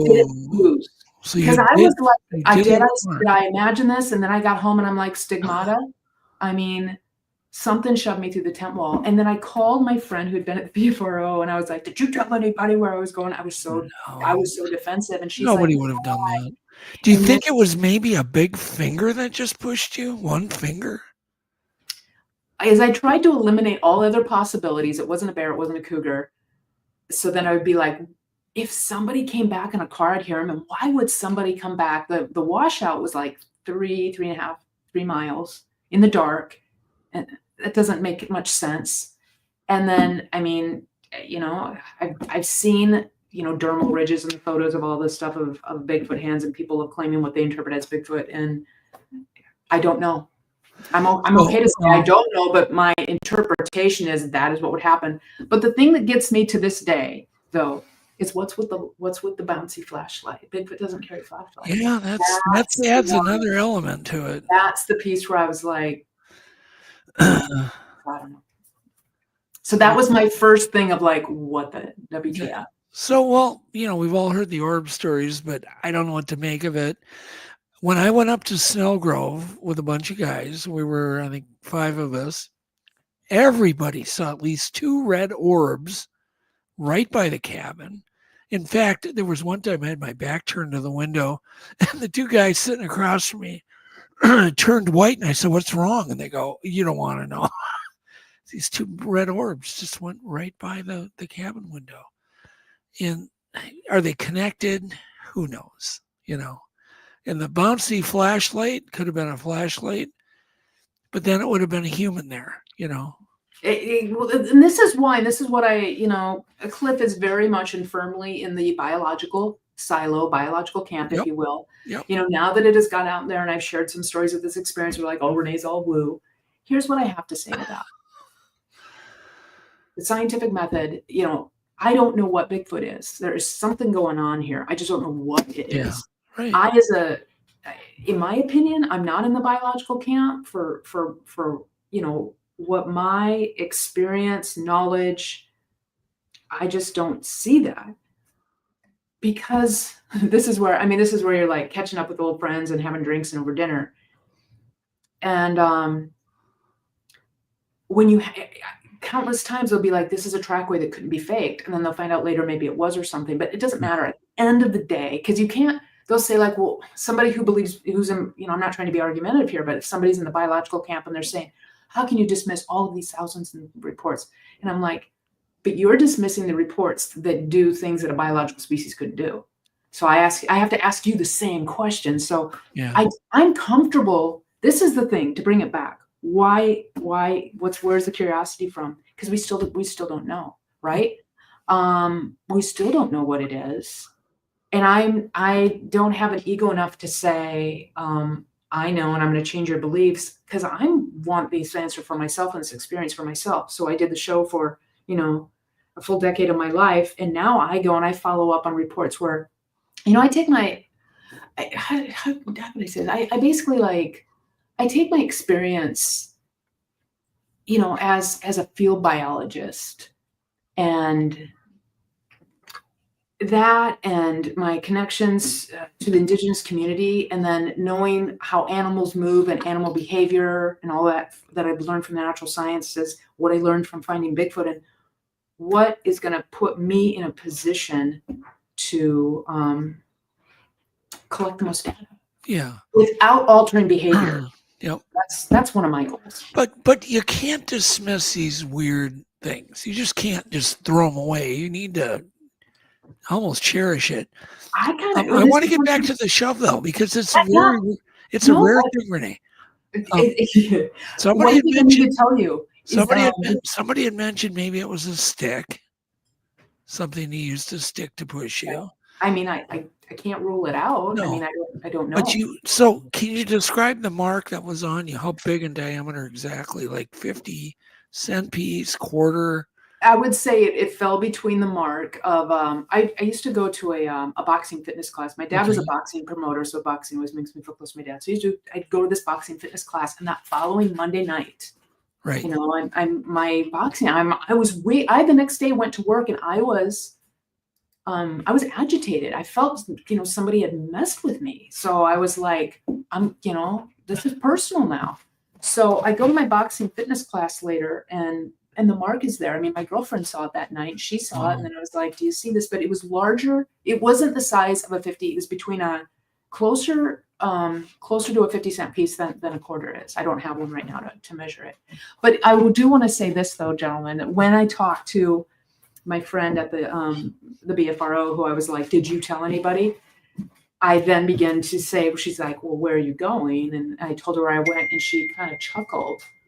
And I said, what's so funny? And she said, well, if you could pick anywhere, that place is the hot spot right now. She says, I didn't pick it. And then she told me, I cannot remember his name right now. Was it Kevin, a BFRO member, who had been at that? I don't want to give misinformation here, but to the best of my recollection, Kevin was at that campsite, if not very near it, and the report is something grabbed him through the tent wall and squeezed his leg.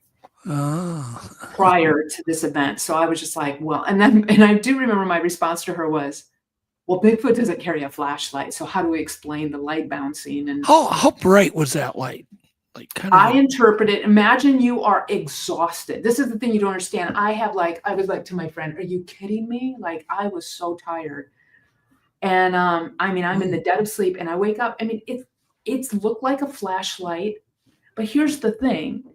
It looked like somebody had a flashlight beam on the tent wall. Was it kind of like the old flashlights, like the old Everready or an LED type flashlight? It was no. This was the mid, like the color. The color was that whitish kind of amberish kind of. I mean, I didn't get a green sense of it. It was that whitish yellow more than anything. What I sit up on my elbows and the light. I hear the noise first. Sit up on my elbows and I see this light bouncing. And it's not like that. It's kind of like, what I interpret it as, if you're jogging, and you're looking at somebody and how it bounces up and down, it doesn't go straight up and down. Was it just all over? Well, it wasn't everywhere, but within a window of I realize I'm in a. I saw something like that once, and that's why I'm. And then it's on the tent wall. So I'm like, somebody asked me, was it inside the tent? Was it outside the tent? I said, I'm interpreting it. I'm also waking up and I'm hearing somebody in my camp. So I'm thinking deliverance. I'm thinking, that's where my mind went. And somebody's in our camp, So then when I see that light bouncing, that I'm interpreting that somebody is sneaking up on our, whatever. Because they're not like, normally be like, hello, you're a ranger. Hi, hello. And then they'll call out to you. Nobody's called out. The light is bouncing there and somebody was bipedally, because it's is what I'm hearing coming down, down, that's not down an incline. Could it have been glowing eyes that was right up against the fabric? There's almost like no, it wasn't an eye. No, I would assume, flashlight size-ish, it was, I was interpreting it about yay big. I know that this is doing that whole thing. Yeah. Okay. Somebody's saying of the bumping lore.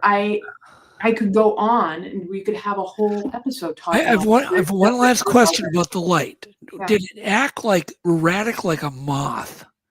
A moth kind of darting around like a light bulb, or darts here, there, blah blah blah. I understand the question. To me, a moth kind of does this. Kind of erratic. And again, here becomes where you're being a real scientist. Where am I interpreting it something else? So therefore, that's how I remember it.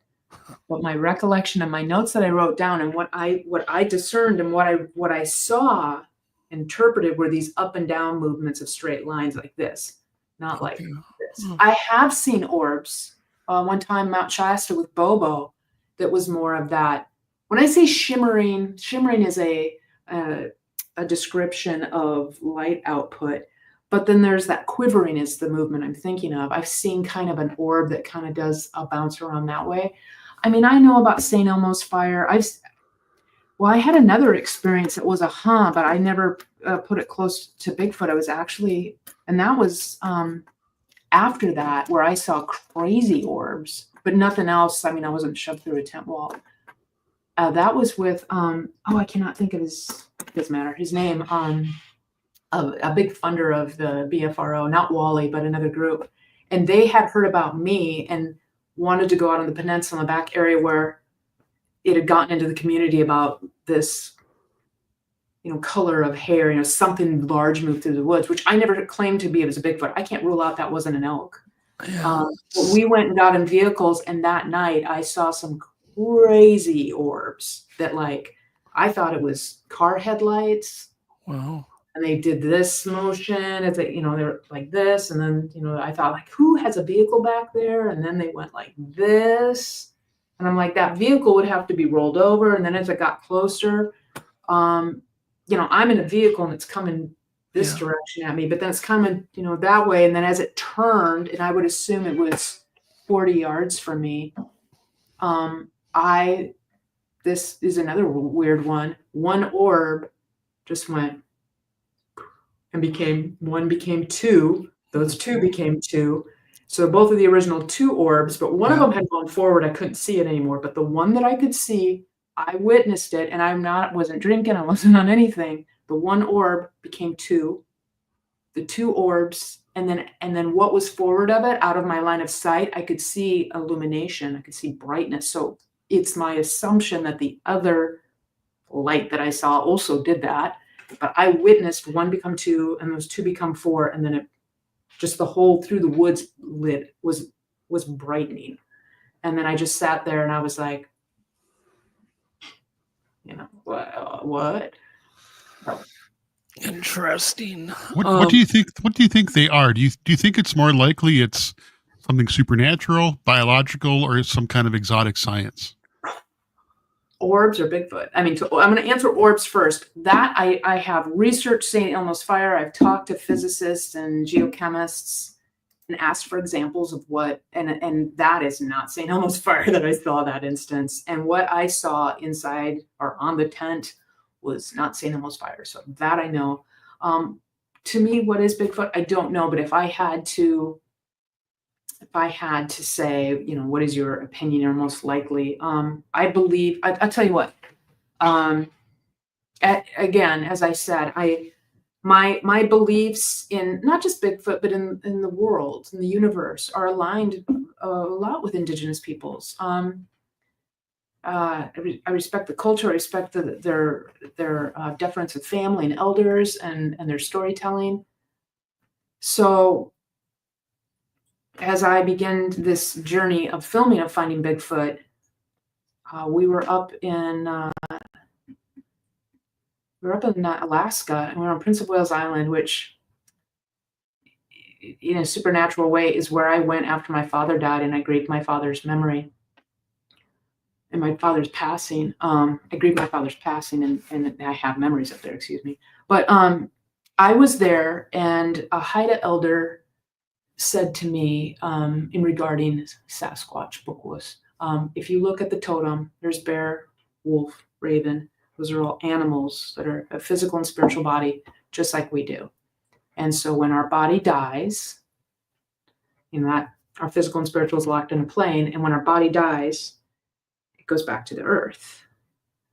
But our spirit, soul energy, whatever you want to call it, can come, goes out. But Bigfoot, Bookwus, Wendigo, Sasquatch, whatever you want to call it, can come and go at will. Puts his hand on my shoulder and says, "You'll never touch one." And I was like, as far as my beyond the physical world beliefs goes, that's kind of aligned.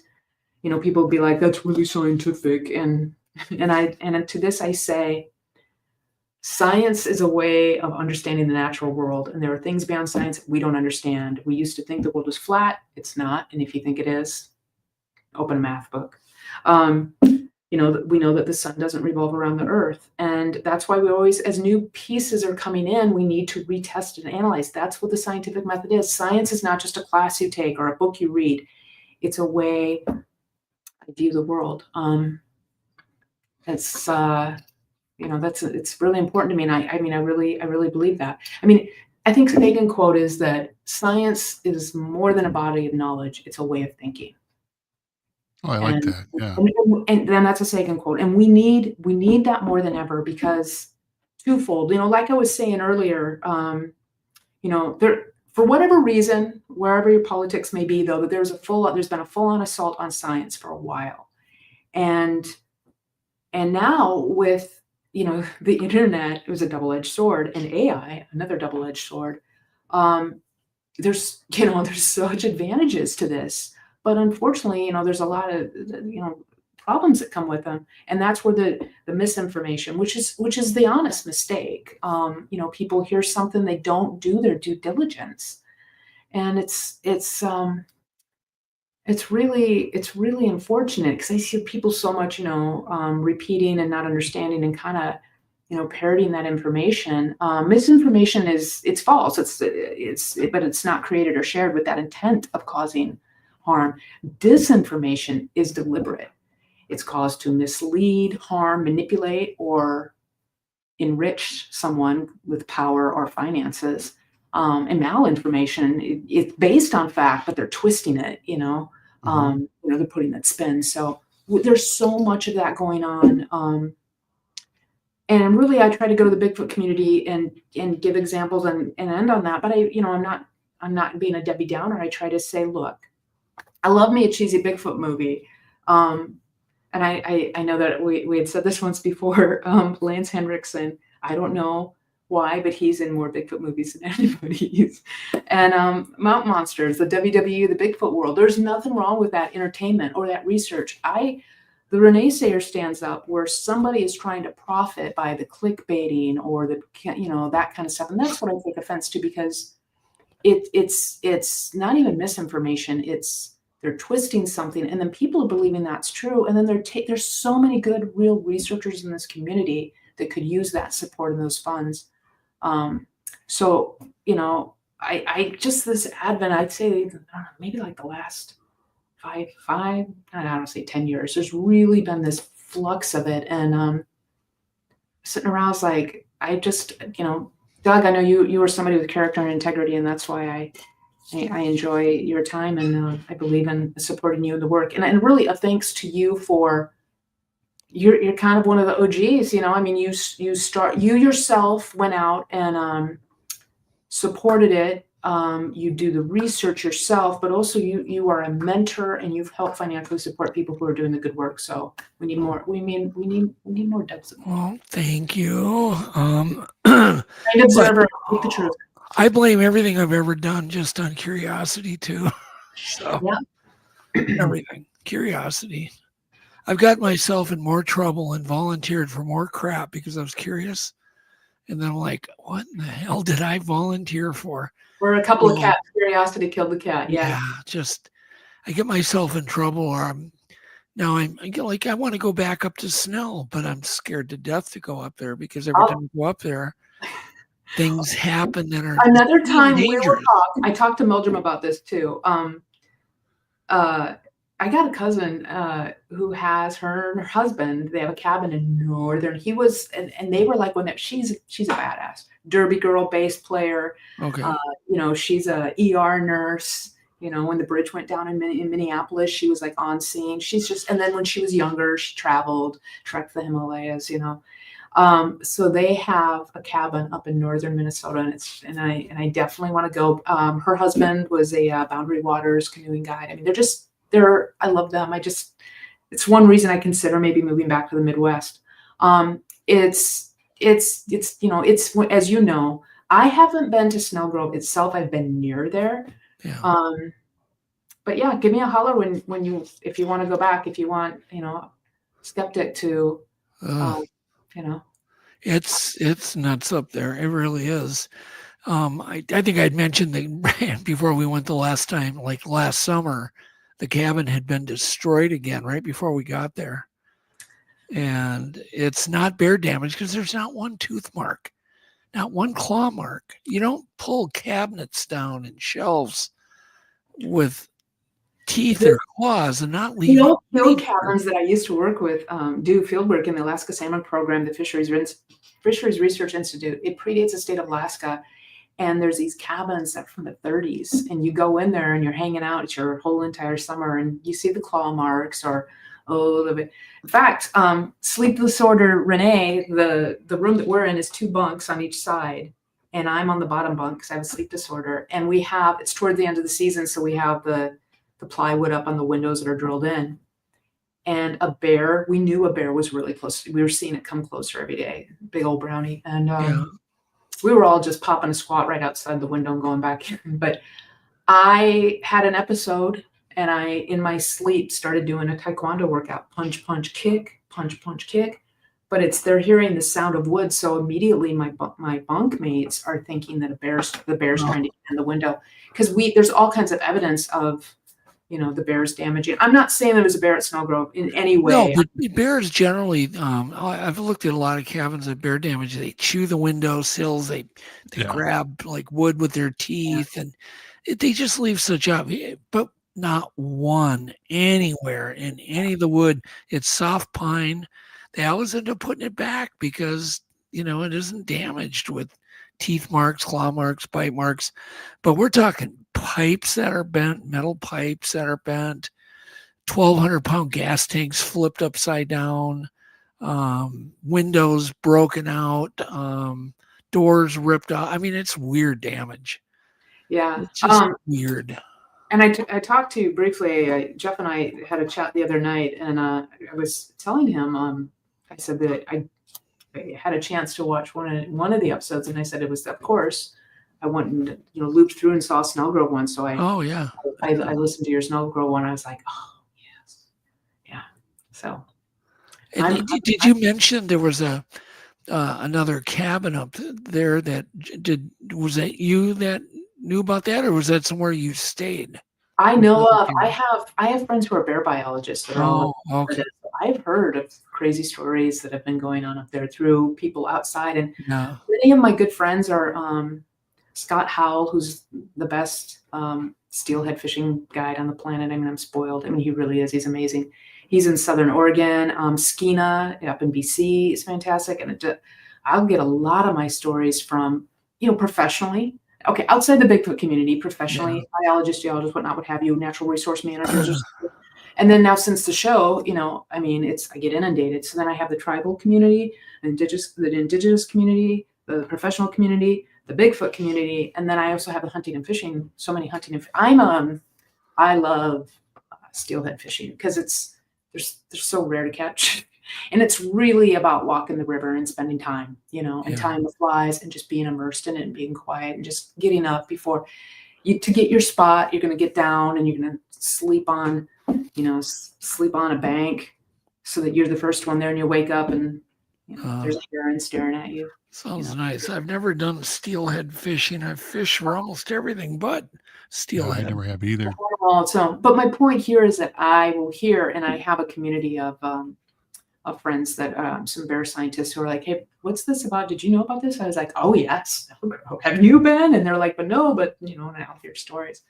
So no, it's definitely a place that well, what was really cool more than anything is they got well, it wasn't me, it was Adam, got the outfitter to admit to some situation that happened to him up there, because he crashed the plane, and he ended up he got injured pretty bad. He had to walk a ways.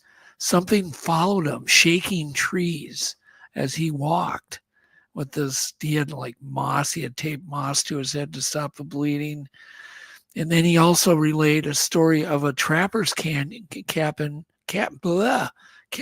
north of Snowgrove, about 100 miles, that was abandoned by the natives because of Bigfoot attacks that happened on that cabin.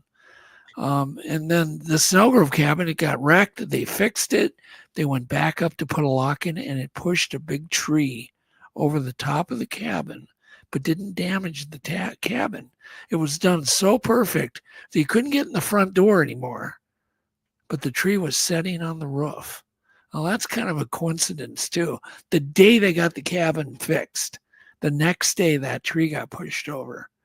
And when you say that, not only are you saying that the tree's been pushed over, you're saying the tree was pushed in a way to impede entry to the cabin. Yes. Okay. Interesting. Yeah, stay away. Yeah. I had seen Adam at a conference in Florida, and he was preparing to, he was telling me about going out to Snowgrove, and I'm like, oh, you lucky dog, that sounds divine. And he's like, I don't know if I want to go there. I'm like, calm. Let me know if you want to cancel. Yeah, no, it's a crazy place, and it's certainly a place that I never thought Bigfoot would be because it's so in the middle of nowhere. Why not? I mean, there are Well, I'd so been going many there, Renee. places. I'd been going there 30 years. Never had. I just went there to fish, get Yeah. away, get my head together. I never thought of Bigfoot, and we brought our kids up. Our like I brought my daughter, and my other buddies brought their daughter. That's the night and the day that all this activity started when we brought Oh, little kids up there. okay. Well, then, yeah, we don't want kids scared, and kids No, Bigfoot.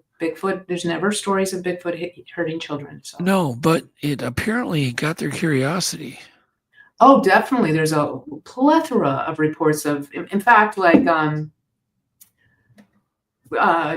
protect and keep anonymity, somebody who has ongoing activity in the peninsula has a child. Definitely perpetuated, increased the amount of activity, shall we say? That's my interpretation, of course.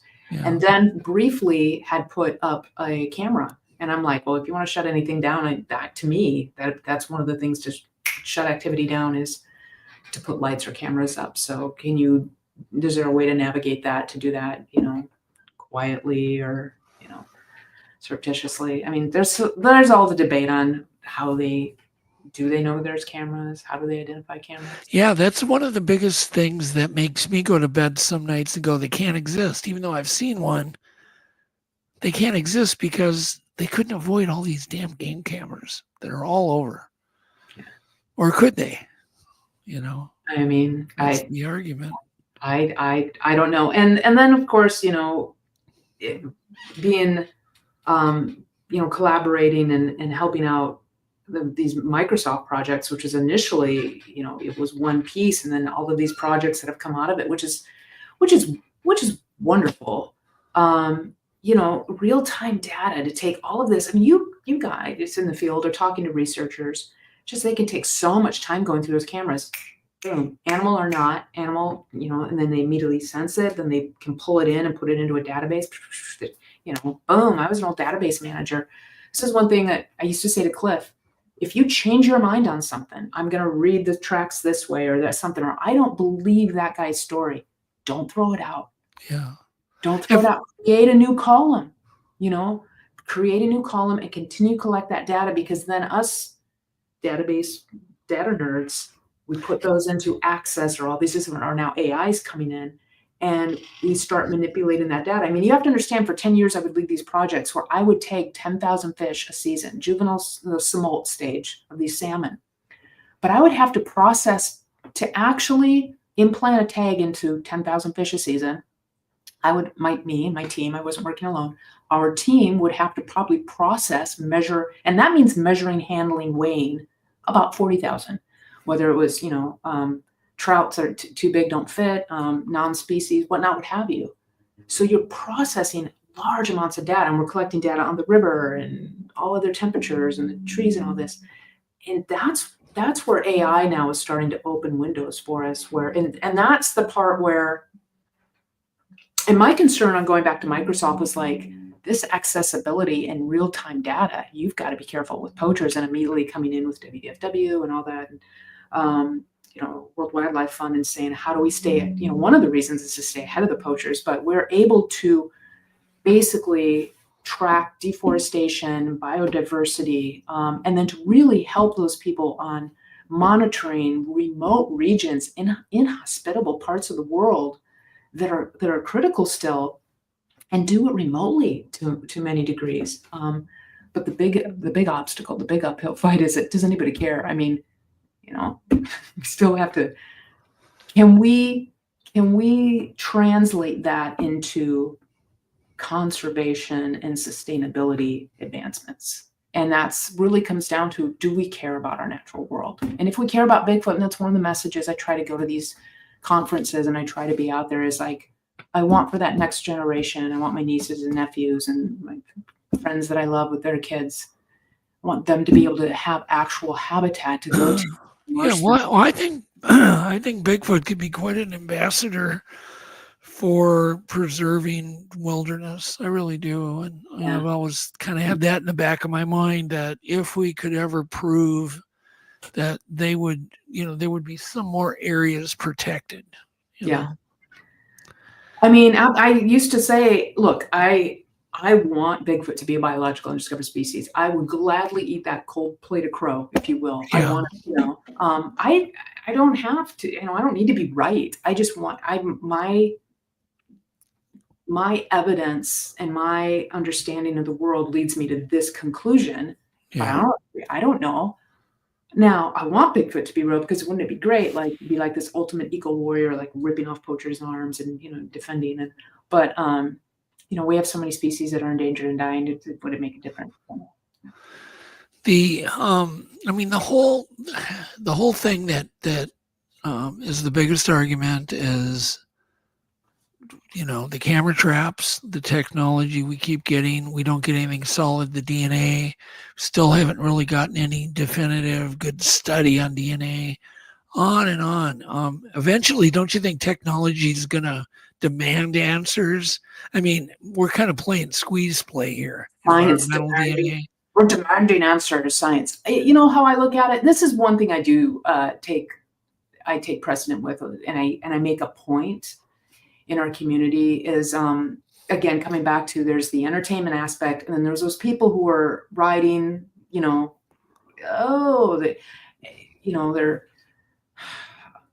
making, these false claims.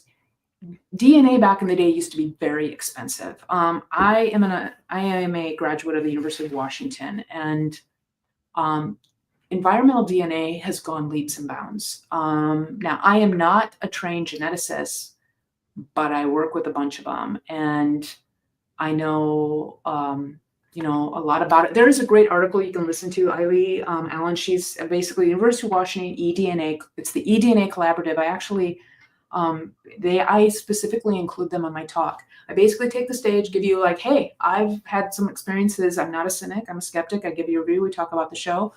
And then I talk about real science, and I talk about how changing science, even in the natural world, I use Mount St. Helens as an example of how pushing back on known science, it's a long process. We have to be patient. We have to be persistent, but you use a scientific method to change minds, and through changing it through science, you eventually can change policy. And that's how restoration projects happen. So then I say, okay, so what does the Bigfoot community need? Like, we need a Mount St. Helens moment. And what would that be? Outside of a body, it's probably DNA. And then I talk about, we've had a couple experiences, with the Ketchum study, which unfortunately was not scientific at all. I'll leave that there. And Brian Sykes, rest his soul, a real scientist, but really more what was the purpose of it was, ratings for a TV show.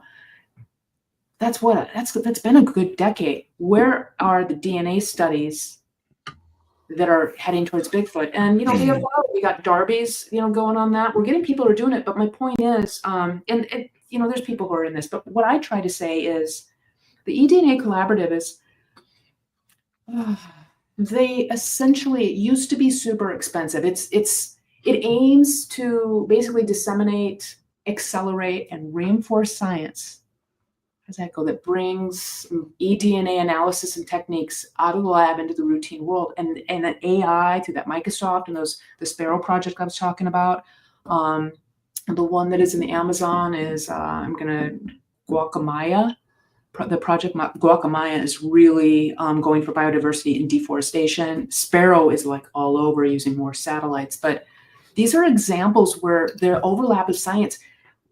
In the Bigfoot community, everybody is lots of times like, oh, anti-science, like they think that we don't. And the problem is scientists would get a lot of disdain and pushback, and they wouldn't get their funding. Scientists have to find their own funding and publish or perish, and it can really damage it. But there are so many scientists who are open-minded and receptive to it, and we need to work together. And that's really what citizen science is about. So to see that there's a resurgence for citizen science just kind of gives me hope. And I've been for 15 years going to schools, talking to science teachers, traveling, all of and even the corporate gigs that I get paid. I try to bring up my citizen science in there.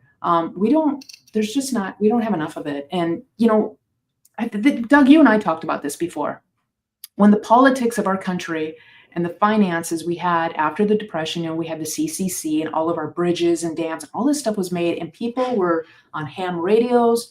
People understood the flood gauges. They would be aware, they understood the notifications of how storms were coming in. People were so connected. Now, I'm not trying to place blame, but people seem disconnected. They're wrapped up in their phone, and there's this disconnect. Yeah, there is. And citizen science, and unfortunately, fortunately, there's a little bit of a pushback. People are, I want to say, like in the late 90s, there was kind of this like, oh, we're home brewing. And now there's kind of like going back to those old ways. We're canning a little bit more, became hip, like Pacific. At least I was seeing parts of this, and like down in Nashville, at least some of the, I'd go shopping. There was like a little bit of resurgence for this. Where it was cool to do this. And citizen science was kind of like, hey, it's cool. It's okay to understand how your river works and know how to read a flood gauge and run a ham radio and do a walkie-talkie. But in between there became this, that it's like science is against you, or scientists are elitists, and we're not. Scientists are super educated and driven by curiosity, and we are disciplined. And it's not that, I think where the disconnect comes is we're trying to get that language to communicate, and people felt put off or talked down to, and that has continued, and this chasm happened. And what I'm trying to tell you is, everybody, all my mentors at NOAA and, so many different agencies who are now in the crosshairs and are, just being let go. And it's so sad, because it is damaging to our country on so many levels, not just the defense of our natural resources, but just the brain drain, because they're going to other places. But, they didn't do that. They didn't take those jobs to get rich. They weren't working, at, I'll just say this. They did it because they love it and they believe in it, and they're trying to answer these mysteries. And it kind of breaks my heart. So I'm seeing a resurgence of people are now seeing how far scientists were getting a bad rap, and citizen science is, I'm starting to see it pop up. I'm seeing, I remember the first time Meldrum and I, we'd crossed paths many times, but he had a citizen science one in there. It was the first time I think I hugged Meldrum that I got the embrace. I'm like, thank you. Yeah. But I mean, obviously it's bridging that gap between, community and a lay person, employing the scientific method, increasing that communication. But the key part of it is transparency, because there's so much, we need citizen science now so badly because of all that misinformation or the malinformation where people are twisting truth. Yeah, no, it's true. I've got a whole bunch of samples out for testing of different things. Yeah. And it's been really hard to get the results. It's been very hard. But this is what the UWDNA is like, data transparency. And this is what I'll stand on the stage and say this. I'm like, follow the money. If somebody's making claims on something, Shane Corson, I think of researchers I respect. Cliff does his own work on his own, much way and differently than I do. I do mine on more of a personal, what you might call a little bit more woo out there. But Cliff is out there researching. He's a real researcher. Prove it. Shane Corson. I mean, I'm going to miss so many names here, so I should stop. But my interactions with them is, what do I know on my experience? Because Shane Corson and I think his mind was a little bit blown. He didn't realize how much I knew in that area and how we could help each other out. But data transparency. If you could, it's not what it used to be, people. There is a disconnect to the common, I think the general public, where they think it's so much money to get something. That is changing. That is changing. It's changing, but I still, I'll see things on the internet. Well, somebody will post something, they'll advertise a podcast, and then people will come on and go, well, that's just BS. That's just all bullshit. And they just, they don't know anything about the topic, and they just say it's BS. There's some of that. But I do think that, the shows have helped kind of educate people. It's brought up the education and kind of what's going on out there. That there's sightings, because a lot of people didn't even know that there's sightings every day. You agree with that? Oh, yeah. We don't know if they're true or what they are, but there are sightings and claimed sightings of Bigfoot every day in this country. For somebody who wanted to, after my dad passed, it was something that made me feel close to him. And it's this funny story of now that by being on that show, I can't go to a Walmart, small town pub, anywhere without somebody, hey, I got a story. I mean, it's just, and it does not surprise me. And I can't, I have a good relationship with Bigfoot, meaning of what that meant. Because at one point it was really hard for me because it took over my life and it was really hard. And I'm now at peace with that. And I have to be, because it was such a part of my life that I'll never get away from it, even if I wanted to. So I have to find how I embrace that. And that is why, to me, Bigfoot is that vehicle to get kids excited about the natural world, but make sure we're giving them real information, critical, independent thinking, vetting resources, and vetting the sources, thinking for themselves. And then also I very much lead with respect and deference to the indigenous people, because they've known what Bigfoot was long before we even had any idea. And they're usually right about traditional ecological knowledge, fire management, and natural resources. That's another thing of skepticism, and show how the fight in the National Forest Service forever fought and pushed away. And then if you look how different tribal cultures have handled the land that they've lived in for in memoriam, they've been doing it that way the whole time.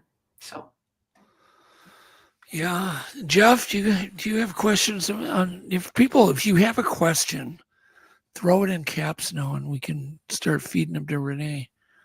Boy, she's covered a lot of ground. Well, one question I remember is, did your native friend ever say what would happen to you if you looked it in the eye? That it would take my soul, it would take my spirit. That's what does that mean, though? To him, my understanding of that was, if to go on, he, I can't share that because that's too personal without his permission. Yeah. But it was his interpretation. But for me, it's your, we have our physical body, and then our essence of who our is. Call it energy, call it soul, call it spirit, what have you. It would take that because they had an experience where somebody else had encountered that, and that person went and acted crazy or wild, if you will. And then they would have their shaman come down and do blessings. Yeah. Tell that, call that a possession or whatnot, however you want to look at that. That was that in that particular instance. That was what he had warned and advised against. And for me to not, that's what I was told. Yeah. Well, it's interesting, Ranae, that you seem to embrace the spiritual side of Bigfoot, which is cool. I mean, it's really cool.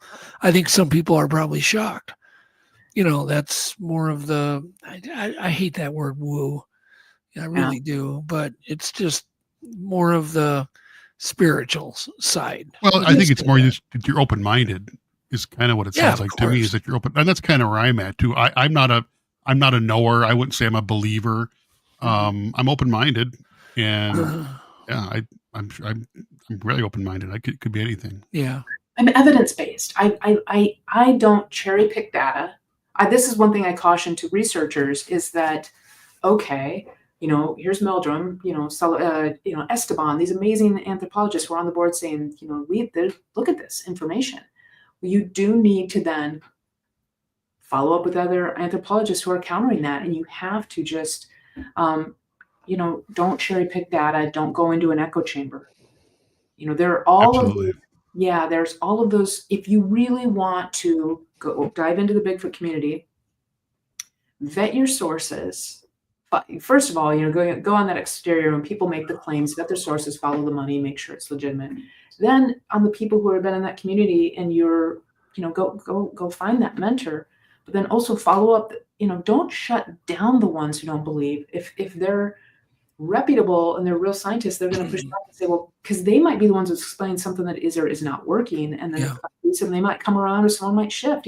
Without naming names, a very long-term, somebody in the Bigfoot community, a researcher who is in one camp, had an experience that they're like, between you and me, I'm over here now, but I'm not going to say that publicly because I will be judged. There'll be such Right. scorn and judgment. He's like, so that is, so there's so much that goes on with the researchers who all know each other that isn't out, in the public realm, because of, unfortunately, that happens in all communities. I think, unfortunately, the Bigfoot community has more of that than the average Bigfoot. Kenny Hess has a great question. Where would you go back? If you could go back anywhere, where would you go back to? From anywhere I could go ever, or I'm seeing this on the screen. Anywhere From finding Bigfoot. I'm finding Bigfoot. Is it? I have to ask, can Kenny quickly chat because I want to clarify the question. Is it regarding about Bigfoot or just because I loved the area? I think he's referring to Bigfoot. Yeah. Where would you like to go back to? I would heartbeat to Nepal because I loved that area. As far as activity, I am trying. This is because there were so many and there was such a blur. I should actually think about that for 1 second because I really want to honestly answer this. How about Bumping Lake? Caillou or Tristan is asking, would you ever go back to Bumping Lake where you had the shove incident? Okay, I'm going to answer that again. There was Washington State, and I hate to say this, and the only reason why, back to Kenny, was the one. I heard wood knocks. I heard interesting things during the filming of this show. But the one thing that to me that was actually weird and definitive happened in Washington State. And I tried to, Doug, in the interest of time, figure out what episode it was, but I couldn't get home for my last gig in time to do that. One time Bobo and I were teamed up for the night investigation and we were in this super FLIR. I mean, it was like we got to witness a doe give birth to 2 fawns, like literally nearly a mile away. And it was just, Wow. It was pretty amazing technology.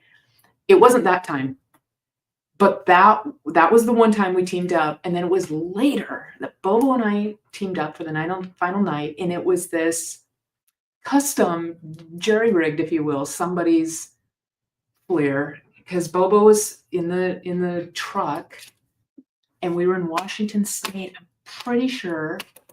So it's me, the showrunner, the director, Chad, Dana, our cameraman, and I'm usually, the way it always worked out, and the one who's doing the running is me or Cliff. So it's me, and I'm out doing the running, and it was a logging area, lots of clear cuts, open sky, high canopy, high cloud, high sky. And then we had turned the sharp corner, and the canopy then was occluding, and it got really dark, and it was inclining down to where there was a water bar. That there was water, and I think the road crossed over, and you could just feel it got cooler in there, like the thermal climate in the air just went down. And so we were there, the battery issue, something's going, we're taking a stop, and this was getting towards the end, and I was dealing with some joint issues with this stuff that was going on with me, some autoimmune stuff, and I'm hurting, and I'm just like, can I just stay here? So I have not had any headlights on. I've got that stupid backpack unit with the IR a foot away from, arm's length away, but you barely see it. It's very dull. That IR is the only thing that's on. I have my walkie turned all the way down. And the reason for that is the producer and the cameraman are on a walkie, but they have earpieces. So that way, if I'm talking or doing something and then they walkie me, it's going to blow any shot or anything. So I had my walkie on, but turned all the way down. And so for some reason they had to head back, and I looked at Chad and I said, can I just wait here? He's like, sure. So they sprinted off, and I remember hearing them run off. They took the gravel, and the second I could not hear them on gravel, and I'm on a road that's like just straight like this, and there's forest, thick forest on either side of me. And I'd say my 4 o'clock, I hear, the second they're gone, I hear something large moves, and it moves across. I hear it move through water, and then kind of over to my 2 o'clock. And so I just keep playing the game, which is don't react. And I just keep kind of going back and forth. And I don't remember what time of year it was, but I get cold very easily. I'm long and lean. So I was doing what I call my riverbank dance. I just like, do this thing and move my arms, and then I would walk and spin. But sometimes when I would be doing these, I'd maybe take 5 steps and turn and spin and go back and forth and just kind of like hum or something. But periodically I would do that and act like I'm taking a step and stop so that something's moving. I can hear that. And every time I would do that, something was moving over there. So one of those times I would stop and I would pivot, walk and then pivot. Sometimes I would stop my pivot because I would try to create a pattern of I'm just pacing back and forth. But then sometimes I'd mix it up. And in that mix up, I would stop and pivot and I would stop. But then I would like look in a different direction. And this was probably my second what the am I looking at moment was, and that I still can't explain, is I would say at my 2 o'clock, I don't know how thick but just from the angle 30 yards off to my right, my 2 o'clock. But then within the wood line, I see what I'm interpreting, I see 2 red dots. One would interpret as eyes, but I see 2 circles, not perfectly circle, but close, large. It was at quite a distance, as red as an exit sign.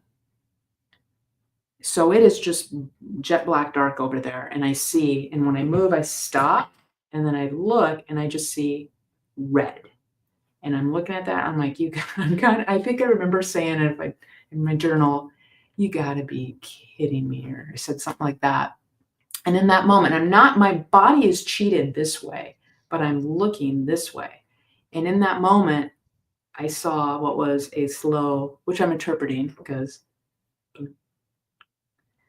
and my interpretation is when an animal is like staring, it was, if you're looking at an animal behavior, very relaxed, because it was just this, it wasn't like blink, it was this.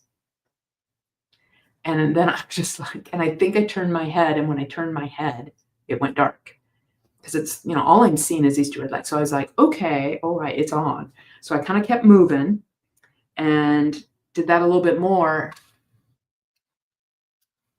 And the next, I'd done that a few more times. And later on, in hindsight, I never went as far to the right, which I think is kind of funny. But I remember thinking in that moment, I was mantraing, I don't have any, when I say mantraing, I was saying to myself, I wasn't saying this out loud, I don't have any cameras on, I'm alone. You can show yourself. I'm here by myself. I'm a good person. Be nice to me.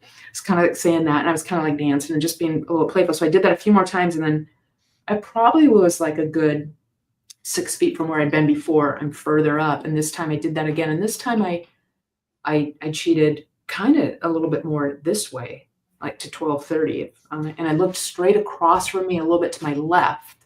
It's just all dark. And what I see is like that, and then it stops. So it's like 2 red dots come out from behind darkness. I'm assuming a tree, go completely back. They disappear, and then only one pops out and holds still. And it's directly across from me, a little bit in front of me. Both times it was there, and it was a little bit off to my left, which would be if I were terrified. And so I remember standing there in that moment thinking, okay, I did not hear any noise in between these 2 locations. And these 2 locations are thick brush. I would think I would hear something. I'm interpreting that there's 2 sources of this red dot, eyes, what you would call it. And so in that moment, I said, you can show yourself. Please show yourself. But I'm a nice person. I'm just trying to save the planet. So be nice. And I remember thinking that and kind of giggling to myself. And then it was a couple moments later after that, and I remember hearing a little bit of branch breaking, and then a few moments I hear ch-ch-ch-ch, and I can hear it's Chad. He's running back. And the second that you can hear Chad, a moment later, from behind me is this explosion of branches away from me. And enough that I kind of jumped, forward and looked behind me, and I thought, I never looked behind me that entire time. I kept looking over there. I would turn, I would scan, I would turn, I would scan. I never looked behind me. So Chad comes in and he's like, hey, radio's off. Like, wait, he's not even coming all the way down. I can see him. He's like 30 yards away. And I'm like, Chad, you got to come down here. I am seeing what the guys would call red eye shine, but it's not eye shine because there was no moon. There was no shimmer. It was like red, like an exit sign, red like an LED red light, you know. And he's like, you don't have any cameras on. We've got an episode. We're wrapping it tonight. And I'm like, you got to come down here. And he's like, do you need me to? Are you scared? And I was like, no. I was like, this is crazy, you know. And he's like, I got to go back. He had you know how it is.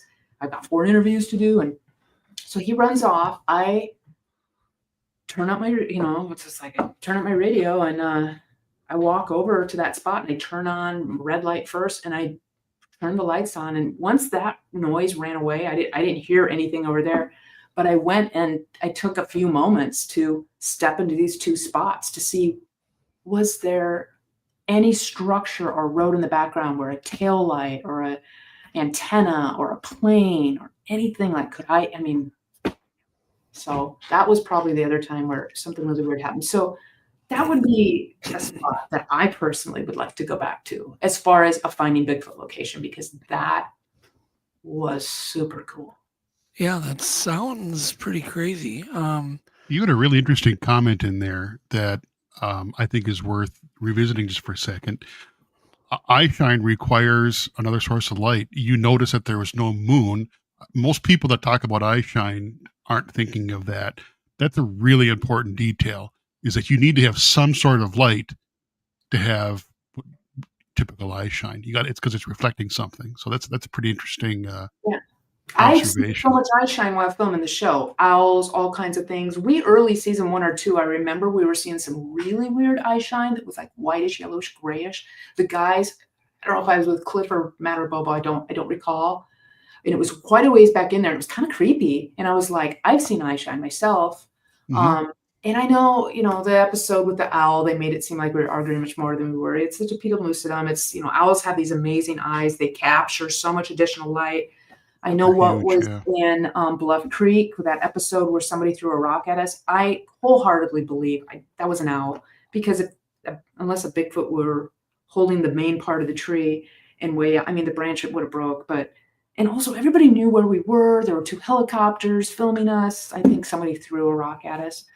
And that was, it was cool. What you were seeing me react to was huge eye shine, and it was legitimately cool. That was my authentic.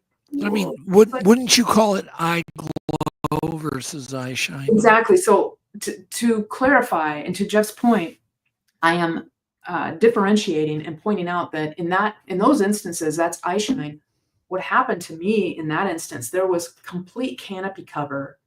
I could not see at that first location, and even when it was across the road from me, at that first location where I was further in there, I couldn't see my hand full length away. I could see my hand maybe here an outline. I couldn't see my hand, arm's length out. So it was totally dark. So there was no light. So to me, if it were an if it were a man-made structure thing, it would have been, people have trail cams, people have trail cams that are out. So was there a camera on a tree? Was there some kind of recording? Who knows? There's companies, as technology is happening, working at NOAA at the Cedar River watershed, that Seattle's water supply, it is to get into that property. They monitor that, and there are cameras everywhere. So that's what I wanted to rule out: a road where it was taillights, a radio antenna in the distance or something. But what was so weird, that first one was that it was equidistance apart, which was static. What I saw the first time was static, and it was, as to your point, Doug, it was what I would say self-emanating. It wasn't a reflection. Yeah, right. And then simultaneously, and then the other one moved in tandem. It wasn't, so that's the interpretation, is it's as if it looked like somebody peeking out. Oh, there you are. And then completely hiding. And then just one eye came out. And then I was just like, oh, all right. Okay. Yeah. But yeah. Well, back in the 90s, I watched 2 creatures, I don't know what they were, with red eye shine through binoculars at night from quite a distance, but they were like bouncing, going all over. But the two eyes were locked together. And so when they go behind a tree, I'd see one eye on one of the creatures and come out. I don't know what they were, but they were tall and they had two red eyes. Yeah. Two creatures with red eyes. And was that an eye shine then for you? No, it was no moon that night. It was in a forest. Yeah. I was up on a hill looking down in a valley. Yeah. And I would, 300 yards probably away. And no, there was no moon. So it was eye glow I was watching. Yeah. And with the different technologies, the therms, the different things, night vision, and that was another thing. I always wasn't such a fan of looking through the therm. They want you to be looking through it all the time. And I'm like, no, because my eyes are going to be blown out for 20 minutes, half an hour. Yeah. I want to wait until I hear something or I think something's there, and then I'll, put it up. Because otherwise it's hard on your eyes, But no, that was in that moment. I remember standing there because this was after I'd been shoved through the tent, and that very much came back to my memory of, and that's where I kind of giggled because I'm like, be nice to me, be nice. I don't have cameras. I'm here, and I remember saying to myself, "This is my job. I'm not harassing you. I'm here for work. I'm working now. So please be kind to me," and kind of like, Yeah. So a little twist on of when you're caught off guard. Just a twist on that last question. Hypothetically, if there was another season of the show, what area or areas would you want to go to that you never got to go to? Like, what's your bucket list of places to go? Well, I will say this from finding Bigfoot to someone who worked on finding Bigfoot and then went to Expedition Bigfoot is my friend Josh Johnson, and he was some of my favorite episodes Josh was on. I mean, he has a beautiful aesthetic that he really delivers for that show. But one thing I liked about Josh and that I think would be we were always pushing for is to stay at one location longer. It's the balance of TV. Nobody wants to sit there and watch a true expedition where, paint drying and crickets chirping. That's what they want. But if I could go back anywhere that I went prior, I mean, I would go, there was locations in the Southwest that were amazing. I know of locations in Minnesota that I want to go to that we didn't go with the show. I did not get. I have personally been, but I didn't get to go to. We filmed Washington, and I stayed back with Bobo, and then Cliff and Matt went to, Bella Coola in BC. There's some fantastic places in BC and Vancouver Island. Was your question where we had gone, or where? Oh, where would I go? Where would you go? If you could, what's your bucket list? Didn't go. So I would go to parts of some fantastic. Sorry about that. I would go. There's some spots in Idaho that I know. There are. There's these fantastic spots that I know, but the second you bring film crew, lots of times it can just shut it down. So, there were some great spots. Every time we were in Tennessee, I camped randomly. Twice when I was there, there's a tornado. I don't know what that means. Bigfoot and tornadoes. But that we didn't go. There are some places in Alberta and Vancouver Island and BC that I would go to. There are places in Washington State. Can I pick my own magical crew? We're super small. Absolutely. Then I would go, there's some fantastic places in Washington and Oregon that I would go to. I'm pretty spoiled and I'm allergic to wasps, bees, and hornets and insects. So the South is too hot for me unless I can go in the winter. It's like, where do you go at the time of year? Like lots of times, this is fantastic. Why are we here right now? Okay, it's super cold. Well, sometimes you can use horrible weather and snow to track to your advantage, or the animals are limited, so they're going to go to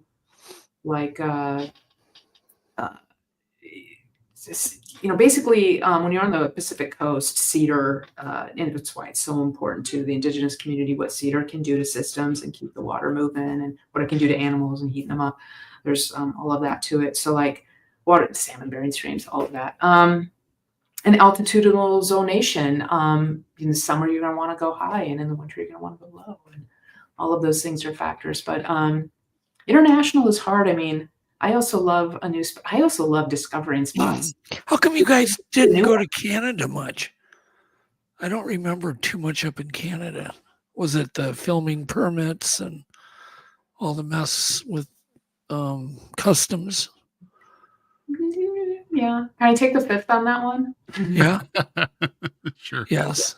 Yeah, it was a permit issue. It was an entry issue. Yeah. Yeah. I'll just say that. I'll leave it at that. We would, because it would have been nice to go. There's I gotcha. so much in Canada to do, but we would have an issue getting some things into Canada. Yep, I got you. Yeah. Yep, that's a good answer. So, yeah. Good answer. So, and the international stuff, I mean, was an amazing experiences. But sometimes you just, and I think that's great. What other shows like, spending more time, a lot can be said for that. I just really believe that immersive experience. I love the idea obviously somebody's in a long-term situation, a landowner, and they have something going on. There's a kid that's drawing something in, they've got a history. Talk to the neighbors, look for those long-term patterns. Try to not put anything on the property and incorporate monitoring to get to the property. That way you're, just all of these different factors you don't think about. I have so many friends who have property abutting the Olympic Peninsula that it's just chef's kiss. That's where I spend a lot of my time. I'm the weirdo that somebody says, come on over here, something's happening. I'm thinking about location. I've kept in touch with this woman. I cannot remember where the original location was, and she now lives in Colorado. We were trying to meet up when I went to Bigfoot Days in Estes Park. But her and we went back to that location, and we sat there at the car like after hours, because there's something to be said for women, or seem to be less intimidating, I mean, I have short There's definitely a difference, no question of that. That's like guys, but so at first glance, I get, I turn around, excuse me, sir, and they turn around, oh, sorry, but still, very often on the show, I remember walking down dark roads, totally lightless, like, send me in. In fact, when South Park, we knew ahead of time that South Park was going to do the episode with us, and I was like, I think there was, Moneymaker, Cartman would be Moneymaker, and then I think Cliff and Bobo were like, I'm Stan, you're this, and I'm like, I'm Kenny, because we thought it was going to be the characters were going to pretend to be us, and I'm like, I'm Kenny. You guys are always using me as bait, trying to kill me off. I'm Kenny, and I actually had an orange vest, but I am the one who, as long as I'm being respectful, and this is critical, I very much do want to see something, but I also don't want to open doors that aren't supposed to be open. I have this spiritual sense of, being respectful. As we filmed the show, I think the only time I had conflict with producers or showrunners was if they were wanting me to yell or do something. And if we were on indigenous land or private land, and I was asked, and the request of the respectful, do not do X, Y, Z, I didn't. And I fought to make sure those types of things didn't happen. Yeah. Sometimes they don't want you to instigate in certain ways, or take photos of, headstones, or, these different things, come in with respect. So, so there's this weird balance. To come back to your question of why are you so curious? Why are you still here? Because I'm fascinated by this. So there's this part of me that wants to see it. There's part of me that I don't know what exactly it is. And then I believe, I'm not going to talk religion, but I believe some spirit, soul, energy, whatever. I don't know. Are we in a parallel universe? Is it this or that? Is it heaven and hell? I'm not here to argue that. All I know is there are things beyond the natural world that you got to be careful. And we know nothing. Yeah. We know nothing. So, have you ever been? I got blessings from elders. That meant the world to me. They would show up, knew I was coming, and they'd give me a blessing. I'd be like, have you ever had a problem when you came home from an expedition, like something weird happened that seemed kind of weird timing? No, but when I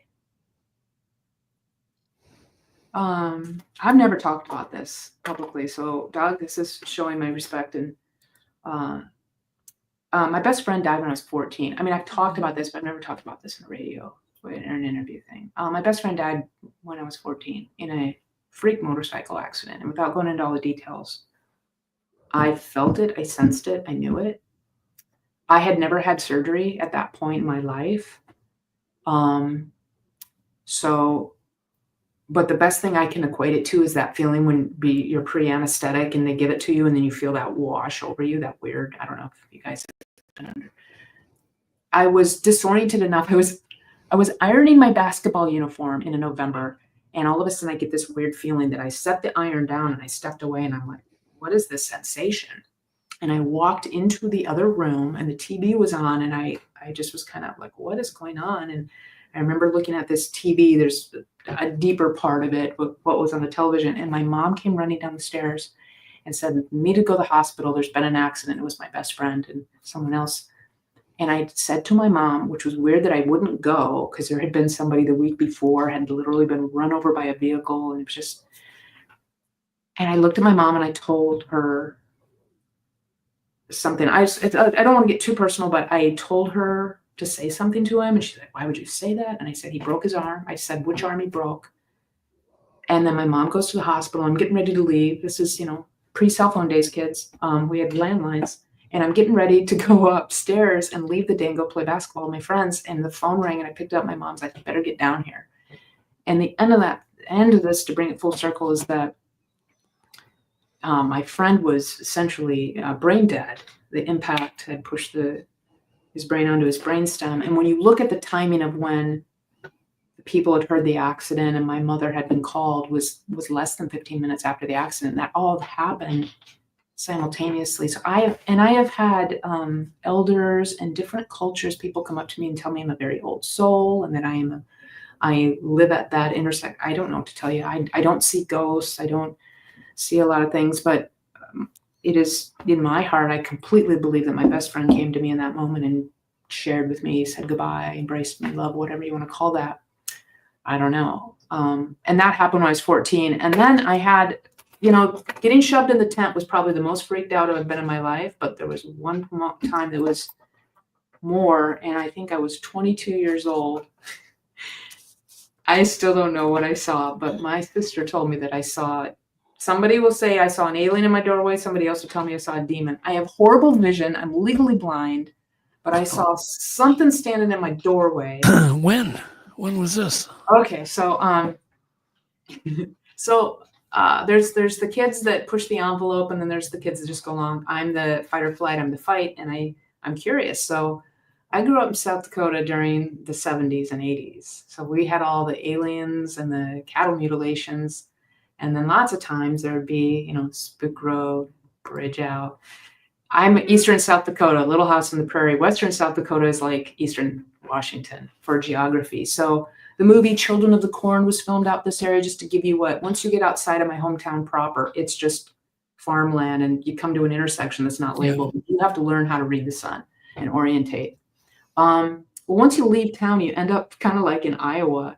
And so I was a kid who would heard about this moaning grave and the devil house and Spook Road. And the younger kids would go there to get scared, and the older kids would go there to drink and scare the younger kids. But there is a backstory of cattle mutilations back then, and also the kids that were the meddling in Satanism, going and doing sacrifices and whatnot. So to make a long story short, I go to this, one time we went to check on Bridge Out and driving my like 79 Datsun pickup truck. Oh, that thing was great. You could pop a beer bottle on the side of it. And we'd gone out there and we'd like checked, these are kids in the summer with nothing to do. And we'd checked around that house. Anytime we'd go there during the day, nothing kind of would really happen. But one time I went there with like my cousin's friend and somebody else. And we went there at night. And I remember driving back into town, like, 10, 15 minutes at most. And it smelled like dog scat, shall I say. I mean, and it felt like hot, fresh dog manure was in the car. And I remember my dad was a daredevil stuntman mechanic. I mean, And so I remember ripping that apart with him the next day, trying to figure it out, taking it to my dad. I was like, is there a belt burning? So that was the first time that happened. And then another time, like, we would go there at different times, but I ended up going there. I think this was like circa 1985, 86 or something. The carload of 3, high school girls in the car, 2 in the back. We drive out to, the Devil House and drive up on it. And I do one recollection I have there that was always kind of creepy. If you know anything about the Midwest, the radio signals go forever because it's really unimpeded and they're strong signals. And anytime you drive back there, the radio would go out and you'd get this white noise. And it was kind of creepy. Of course, we were all trying to creep each other out and you're all trying to, scare each other and watching all the movies and whatnot. So we go out there and I distinctly remember turning my radio off and going into this house. And in the interest of time, I'll just say, I will, place my hand and on anything and take a lie detector test. The foundation of that building was different than when I had been in it previous times. And what do I mean by that? And how do I know that? My sister dated a gentleman who we're still very close friends. He was a concrete contractor. So in high school, I got to know him and understand about pouring concrete and how foundations work. And I had been there, weeks and months prior, went into that place and the foundation was very different. So I was on edge. We're going through the place. Ooh, la, la, it's scary. And it's me and 4 other girls. And we go out the back of the building where the wall is like, it's an old haunted house, we're just bored and doing stuff. But we got into that back yard and you come to the left, you go along and you jog up a little bit like a 5-foot hill. You just take 2 steps, you climb up it. And then there's my car to go back out. And I remember being in the backyard and it's an old property. So the grass, it's early spring in South Dakota, as you guys know, can be snow covered and whatnot. So it's got a little bit of old grass, which is like, plains grass, which is not, people don't understand. It's more like, knee high or something.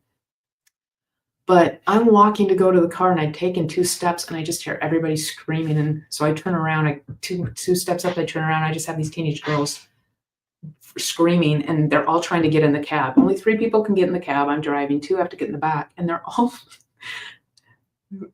scammering over each other, trying to pull each other out. And I yell at 2 of them and they get and we drive out of there. And I'm like, what are you screaming about? Now, one of my friends she was a bit of a high energy, easily excitable, young. So, I didn't put a lot of credence in her analysis, but the other one was very grounded, sober, soft-spoken. So when she said something, it carried a lot of weight. And what I remember the other one was like kind of blabbering. She was hysterical. So I asked her to be quiet and looked at the other one who was sitting next to me. And she told me that they heard this growl. Her and one of them heard this weird, crazy growl. And then together, all of them, all 4 heard the growl and they come run at me. So as we're driving back out on this highway, farmland on each side, just a 2-lane highway. It's probably, it's a weekend night. So maybe it's 12:30 or 1 in the morning. And I remember heading down this highway. There's a little bit of fog out. It's kind of perfect low-lying fog. And I'm just trying to, talk to her about what she thinks those might be. And I remember looking ahead, maybe, no more than 50 yards ahead of us. And this is the interesting part, was directly in front of me in the middle of the road is a deer facing us, a buck. But what's interesting is that I did not see it moving. Like, I get that I might have looked away or been talking to her, but I have a distinct recollection of all 3 of us going, because there's a deer in the road, and what do? The deer in the highway, you hold on and hit him. I mean, you don't swerve around him, but I just remember going, So the interesting part is that deer was at a dead standstill, 50 some yards in front of me, maybe actually a little closer. I'd have to check my notes, but it wasn't moving. And it was right in the middle of the road. And as we approached, and and we're getting closer, and I'm getting ready to hit the brakes. As we come towards it, it just vanished. Like we went through it. So logistically and realistically and analytically thinking, I get it that I might not have seen it go there, but I didn't blink and it just ran. I mean, it just appeared and then disappeared. And so the second we went through where it had been, that smell of manure. I when I first moved out to Washington State, I worked for I was a vet tech for several years, and I have smelled decay, maggots, end of a kennel run where, I smelled. I was my first time through college, I was a physical anthropologist. I almost became a forensic anthropologist, which works at crime labs. So I've been at autopsies before. It gagged me, and it was, all three of us, our eyes were watering. It was awful.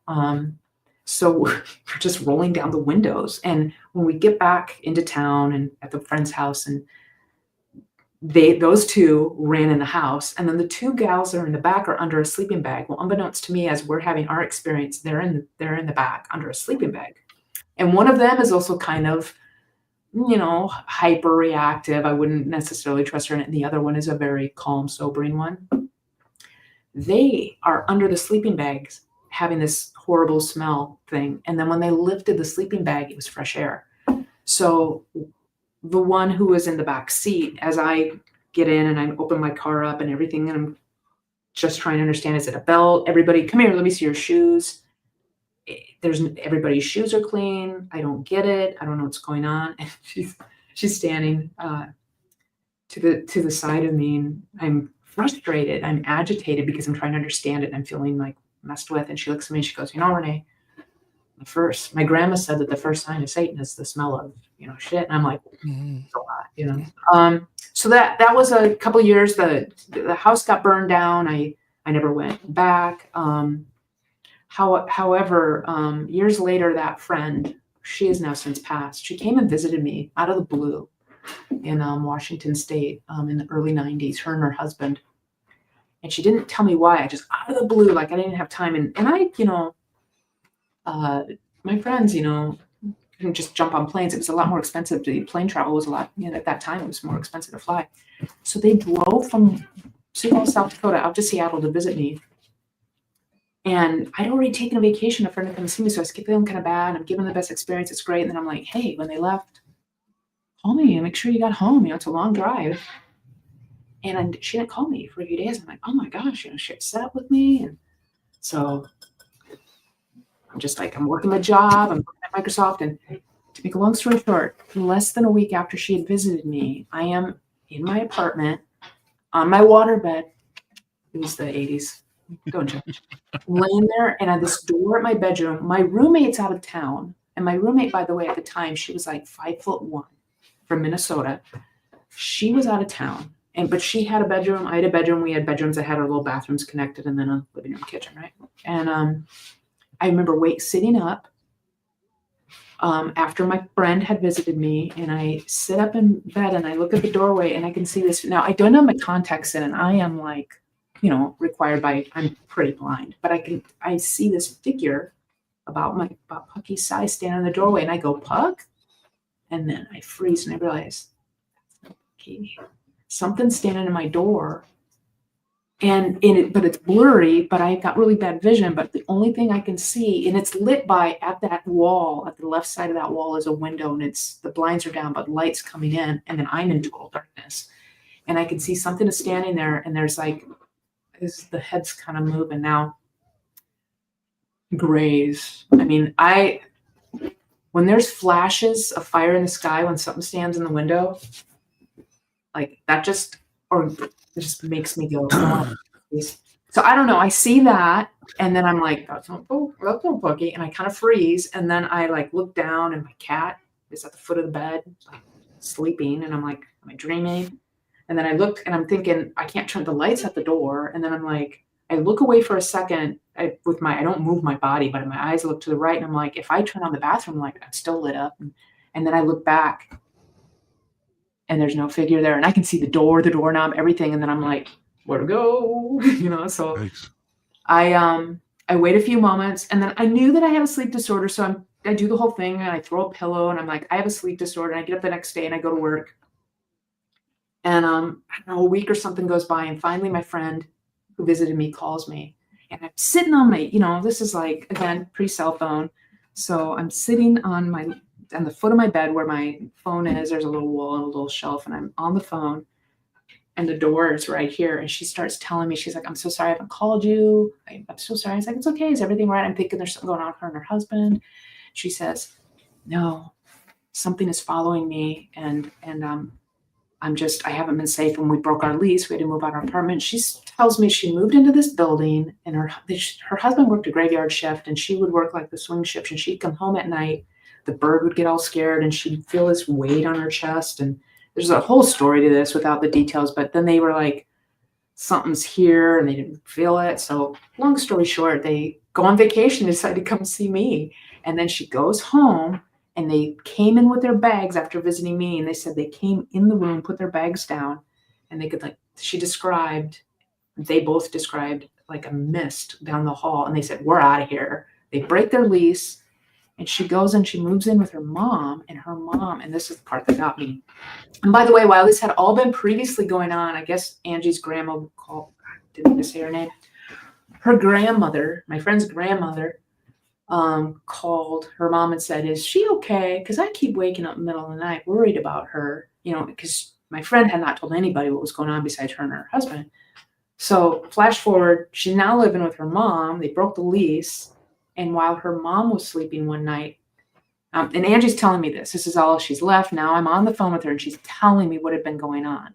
And she was one of the people that had been there with me that night at this woman. She heard the growl sound twice. So we're sitting there, and I'm sitting there, and she says, I stayed with my mom until we got the new place. And now my mom sat up in bed last night, and my mom said she saw these apparitions, demons at the foot of her bed. And I was just like, okay, gotta go quick. So that was the same night?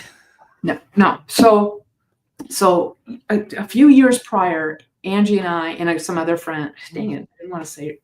I don't know if you can edit names out, but a few years prior, my friend and his good friend, she was one of those people that had happened. Only you'd asked if anything had ever followed me, and this is where my friend had that experience. She'd been there, and then she had this experience that had been ongoing. And while it had been ongoing, her grandmother had called her mom saying she'd been worried about her having.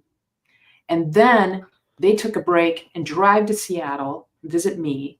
They come back, break their lease because they were seeing things, which is a whole nother story, in addition to hearing things. And it was increasing. They break the lease. They stay with her mom for a little bit. And then after they get their new place, her mom calls her and says, I'm waking up and I am seeing things at the foot of my bed. And I was like, funny, after you came and saw me one night, something I had, so I put the phone down. And I have since second grade never been scared to stay alone, just with the way my life happened and my upbringing and the way that things played out. From second grade, I'm like, if somebody calls or you get some prank call or something, I'm like, I'll get the baseball bat and I'll go sit on the front porch and I'll wait for you to drive by. And I could not stay in my roommate was always traveling. And so I called my sister, who is a very devout Christian. And she's like, that's a demon. That is a demon. And so I'm like, oh, whatever it is, I'm really uncomfortable. So I literally drove like an hour and a half.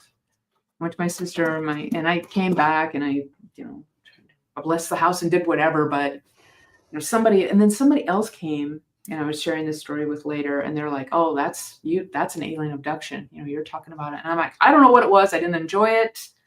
Those are the two, that and the getting shoved, whatever thing happened in the tent, are my two most terrifying moments of my life. I would have to, off the top of my head. There's been a lot of things. No, those are both pretty crazy. Yeah. They're both crazy. So hence the blessings. When I go into places or something, I'm like, I'm not trying to stir anything up because there are things beyond the natural world and understanding that happen that I don't believe in necessarily messing with. So I've been asked to go on so many like ghost hunting shows, and I'm like, ghosts are real. I don't believe in them. You know, I'm like, so I don't know. But is Bigfoot a ghost? I don't know. Could be. I've only seen one ghost, and it was witnessed by me and about 30 other people. It was amazing. We were at a movie theater, and there was a guy that kept walking down the stairs and going out the exit. He'd start at the top of the stairs, and he would walk down, and he had a Norwest bank deposit bag, and which has been out of business for 30 years. At least. And I know Norwest because I grew up when Norwest was a bank. Yeah, right. This goes way back. And he had a trucker hat on. He had sunglasses on. He had a smirk on his face. But there was no way for him to get in. He just would appear at the top of the stairs and then walk out. And he was freaking the ticker taker people because they kept seeing him walk out. But they'd never see him go back in. They'd see him walk out. And they were guarding the door. So would it be over and over again, like a loop? Over and over. This happened. I think I watched him during a 2-hour movie leave, 25, 30 times. Wow. And anyhow, made a long story short, it was a comedy movie. It was a Christmas comedy, right? This is not the kind of movie you're going to have a weird paranormal experience in. Right. And so nobody's watching the movie in the theater. They're all watching this guy. Yeah. Because, it's a ghost. Everybody knows it's a ghost. And so finally, the movie's over, we leave, and I'm just waiting for this ghost to appear behind me. And sure as shit, I turn around, he's standing there smirking at me. Thanks. So we walk out, and me and Yvette bolt to the sides with the two ticket takers, and they go, my God, what's going on with that guy? And I said, just don't take your eye off him. So we're watching him. He goes around a little corner that there's an exit door, but there's no other way out except the exit door. And he goes around the corner out of sight from all of us.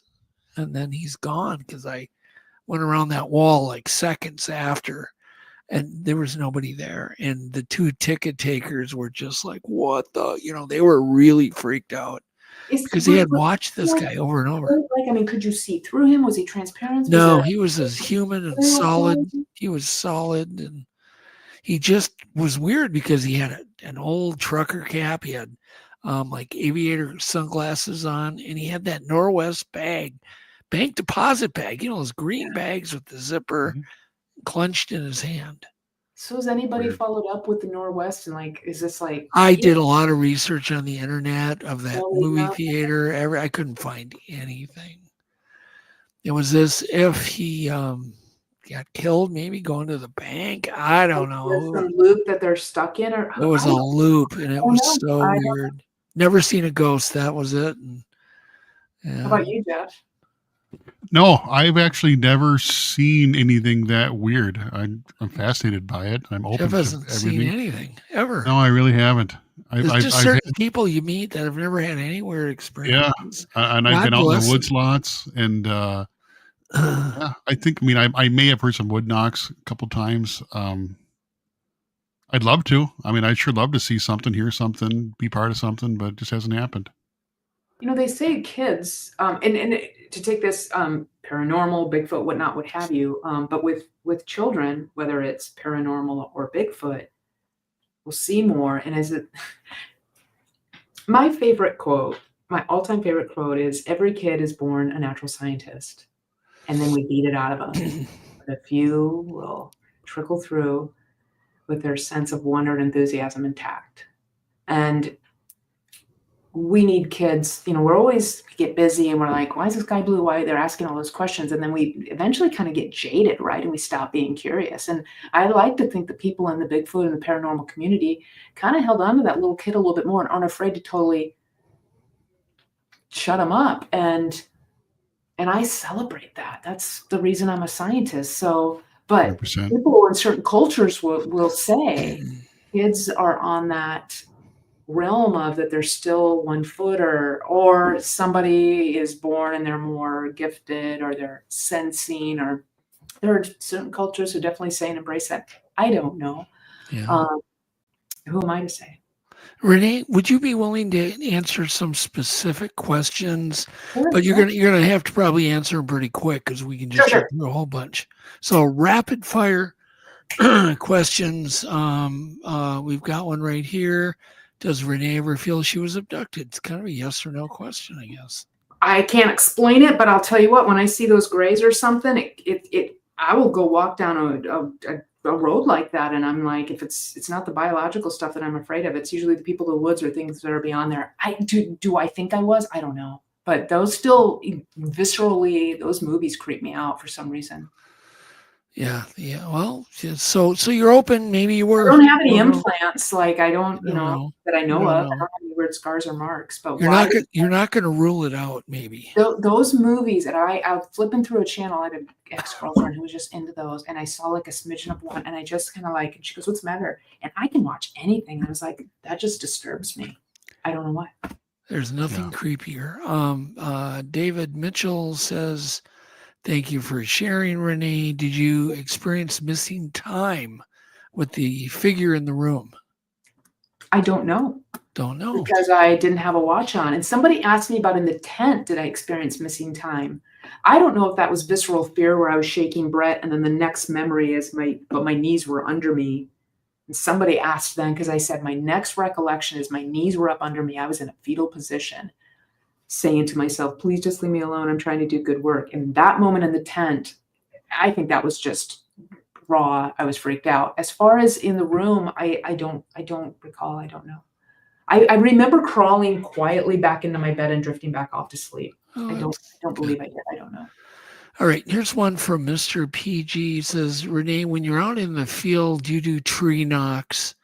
How do you do your research is what he's curious. Do you do anything? Like when you're alone, like I'm not talking about the TV show. Yeah, not with the show. Yeah, the very first thing I will say, okay, I'm gonna be, here's the way I think of it. And this translated from the show to carrying it forward, because, okay, guys, let's make the assumption this is a biological species, so let's treat it that way. And I still continue to do it that. Go in the application of maybe it is biological, and then I'll do my next level stuff, because that's where you start with. So the second I get to a location, what I tell people is turn your radio off before you start pulling in. Start the second you're out of the car, have recorders. If you're doing recorders, going, because lots of times I will come to a spot, and if I do hear a shrill whistle or something, an alert, it's right when you first get there. One and done. It's out. I honestly don't do the tree knocks because until later on. I mean, if I go to a conference or a charity auction with kids or something, I want them to have that experience. Absolutely.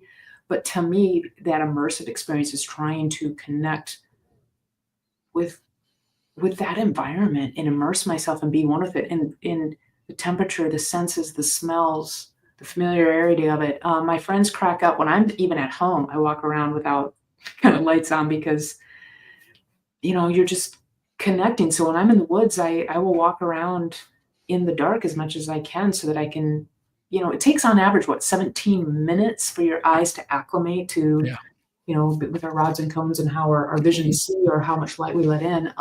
But you've never done wood knocking yourself. Well, I have on myself for fun. Every once in a while, I'll do a wood knock, but it's usually to me like, because I want to have that opportunity. Did something happen? And then so then we're going to, depending on the situation, maybe we have somebody who's just camping over here and we're setting up where it's just, and there's kids and kids are playing and that normal activity is going on. Or maybe we're, say this and still protect their property without doing a wood knock. We're just building something is still that wood knocking sound and can create that. But yeah, sure, I might go take somebody out and go squatching and nothing's happening at all. So I might do a couple cracks on, out. We're so lucky here in the Pacific Northwest. A good alder tree and just a little Glenn Adkins Squatch stick is the best. Whack, and that sound just carries, I know there's the big debate on what are wood knocks. Is it, oh, those hairless primates are here, show's over, let's go home. Or maybe a young juvenile's like, let's go terrify him. Yeah, who knows what they mean? What is it? We don't know. Some people are saying, could it be, the hands? I've heard the talk of, are they creating it with their mouths? Are they, the interesting part is there are societies, there's mouth drumming, there's beatboxing. I mean, all of that is so fascinating. And is it the Khoisan tribe that's in Africa? The clicking and everything they do. It's, I don't know. Who knows? I mean, have you ever had a return wood knock when you've wood knocked? The show and in real life, yes. Okay. I've never been on my own doing field work on the Olympic Peninsula and all my field studies where I heard a wood knock. Wow. But, and I will tell you, that rad cousin of mine who has the cabin, she came out to visit me, her and her son. And we were just going on the peninsula for fun because it's just so, it's so beautiful. And so her son, you cannot be on the peninsula and not see all the lore and all this, everything that was going on. So we were very carefully just sharing with him, that is, the stories, and then seeing what he wanted to do. And once we had our spots set up, he's like, yeah, can you take me to some of these spots? And these are, by the way, BFRO, huge, big hotspots too. I'm sure you've been to some of these spots, Doug. Anyway, and it's so weird how it's overdeveloped in the 30 years, that I've been out there. It's kind of sad. You really had to go out to different places, but we went to the one near Murdoch, kind of near Murdoch Beach, and went down that somebody was camping. We came out, it's nice and good and dark, and we did just a wood knock and sitting there, there's ambient light, and we're just on a Forest Service road and the highway's not too far away, but you heard from the tree line just a solid knock, and Caleb's just like, because he was near me and his mom, he just went right over to his mom. But my cousin's eyes was like, and I was like, could be another squatch, it could be somebody out there squatching. This is a huge area, popular squatching. It could be, somebody developed in the property and they're hearing somebody knock on a wood, and there might be both squatchers that could be responding. I don't know. But that was one of the more recent ones where we got something came back right away. But there's been times where, I have been out in some really remote areas that I've heard a wood knock back or some weird call. But to me, things that are distinct is that when it's memorable and sticks with for me is when I can't explain it. The majority of, and this isn't me being cynical, this is me being, I want to take data. And this is how if we brought AI into the Bigfoot community, could it be a misidentification? Could it be there? Then you don't look at it. You just can't, Could this be pareidolia? It goes away. Could this be a person in a suit? Is there possibly, it goes away. And then, because I think a majority of the reports are that misidentification, pareidolia, a medical situation where, they were imbibing or, schizophrenic, hallucinate or something. I have a sleep disorder where I hallucinate, that's why I have to question, sometimes was I dreaming? But when you get down there and then you're like, that couldn't even be a hoax. And you get into that of all reports. I'm not trying to be negative here. Of all reports, there's still that sliver. I like to just take all those other ones and go, for me personally, and go, let's look at that. And it's like, wow, that's undeniable. So for me and my experiences, a wood knock, or could that be somebody howling back or something? There's nothing else it could be. And that's those ones where I'm like, wow.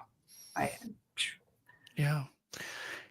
And there's not many people that have reported seeing them actually do a wood knock. So that's the problem. I know that there's been reports of people seeing them. This is just from hanging out with my Uber Bigfoot buddies over the years, of wood knocks, a theory or a hypothesis of them creating it with their mouth, call it mouth drumming or, glottal, that they're seeing them actually make that. I've heard reports of that. That's a moneymaker question. I feel I feel like Moneymaker has said that, I don't want to get misquoted, or but I feel like, maybe I'm wrong. That's a good question. That would be a Moneymaker question. How about footprints? Have you found or seen any footprints? Well, it's really interesting because, Cliff is so, originally you would say enthusiastically, and I don't mean that to sound in a condescending way. I mean, that guy loves, lives, breathes that stuff. And so being that we had Cliff on there, I just, left that all to him. And the guys, I think there was a time they were set up that way. I can track, Mel, I know I saw in here just earlier today, some of the guests. I saw you have Mel on. Mel is a dear old friend, him and Christine. Him and I have talked about this. When I would do field work in Southeast Alaska, specifically, I've been a large woody debris study. You are helicoptered backcountry, dropped off, and we are looking for, geomarks in the ground this big, that you're returning. The Sea Alaska Corporation, just basically, they send you in and you are a woody debris team. Where I'm going with this is they don't do it every year. So you think of all the growth in Alaska, of how quickly it grows. Everything's massive, like your log jams out here in Washington State, like a big one is like 2 stories. There's 6 stories in Alaska. Everything's just bigger and grows faster and it's just massive. And blows my mind. So I'm on this wood team where we are trying to find an old river system. So if it gets clogged and a dam comes in, it's gonna bounce, it's gonna move within that watershed. And some of my early training, Bernard, who is not Scottish, but then he's Haida, and so you wouldn't think that this guy's indigenous, but he's one of the best trackers I've ever met. And I have for years worked in, dynamic systems where we've had landslides, floods, all of it, and we got to get in there and find a geomark and look for all that scraps. That was what my training was. And then I come from hunting friends who, taught me the tricks over the years. So no, I'm not out to compete. If somebody's in the group and they think they need to lead and they're the best tracker, I'll go. That's fine. I can track. I'm a pretty darn good tracker.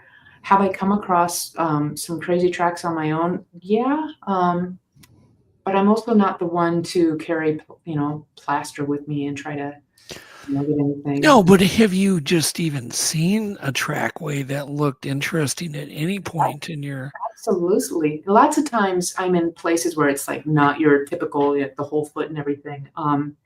Yeah, absolutely. My training, I was paid to track bears and follow bears. I would, and the particular one where one of our locations, the bear was coming closer to our camp, they would drop me, and there's 12 of us, me and Scott would get dropped off, and then we would track the bear to see how close it was to camp, because we need to know, was the bear staying on our island or whatnot. So I would get sent off to track the bear. Yes, I've run across interesting, and it's not just looking down, you're looking up, you're looking on trees. And I'm rusty, I was at the show, we were doing that. I could track a little bit, but you get in your ebbs and your flows. I'm always believe that you should always be learning and improving yourself. So if I'm with somebody who is more experienced hunter or tracker, I just shut up and listen and try to pretend that I don't know anything. It's kind of like when the show ended, I am not a professional musician, but I play drums as a personal thing, as an outlet. But I wanted to learn to read music. So a very good friend of mine gave me a Scottish Highland drummer's information. So I went to him for classes and pretended I didn't know how to play at all. And I learned to read the music. And finally one day he's like, you know how to play drums. I know what you're thinking. And it's that kind of thing. You want to learn from somebody. So I don't want him to have a preconceived notion. Just show me like I don't know anything.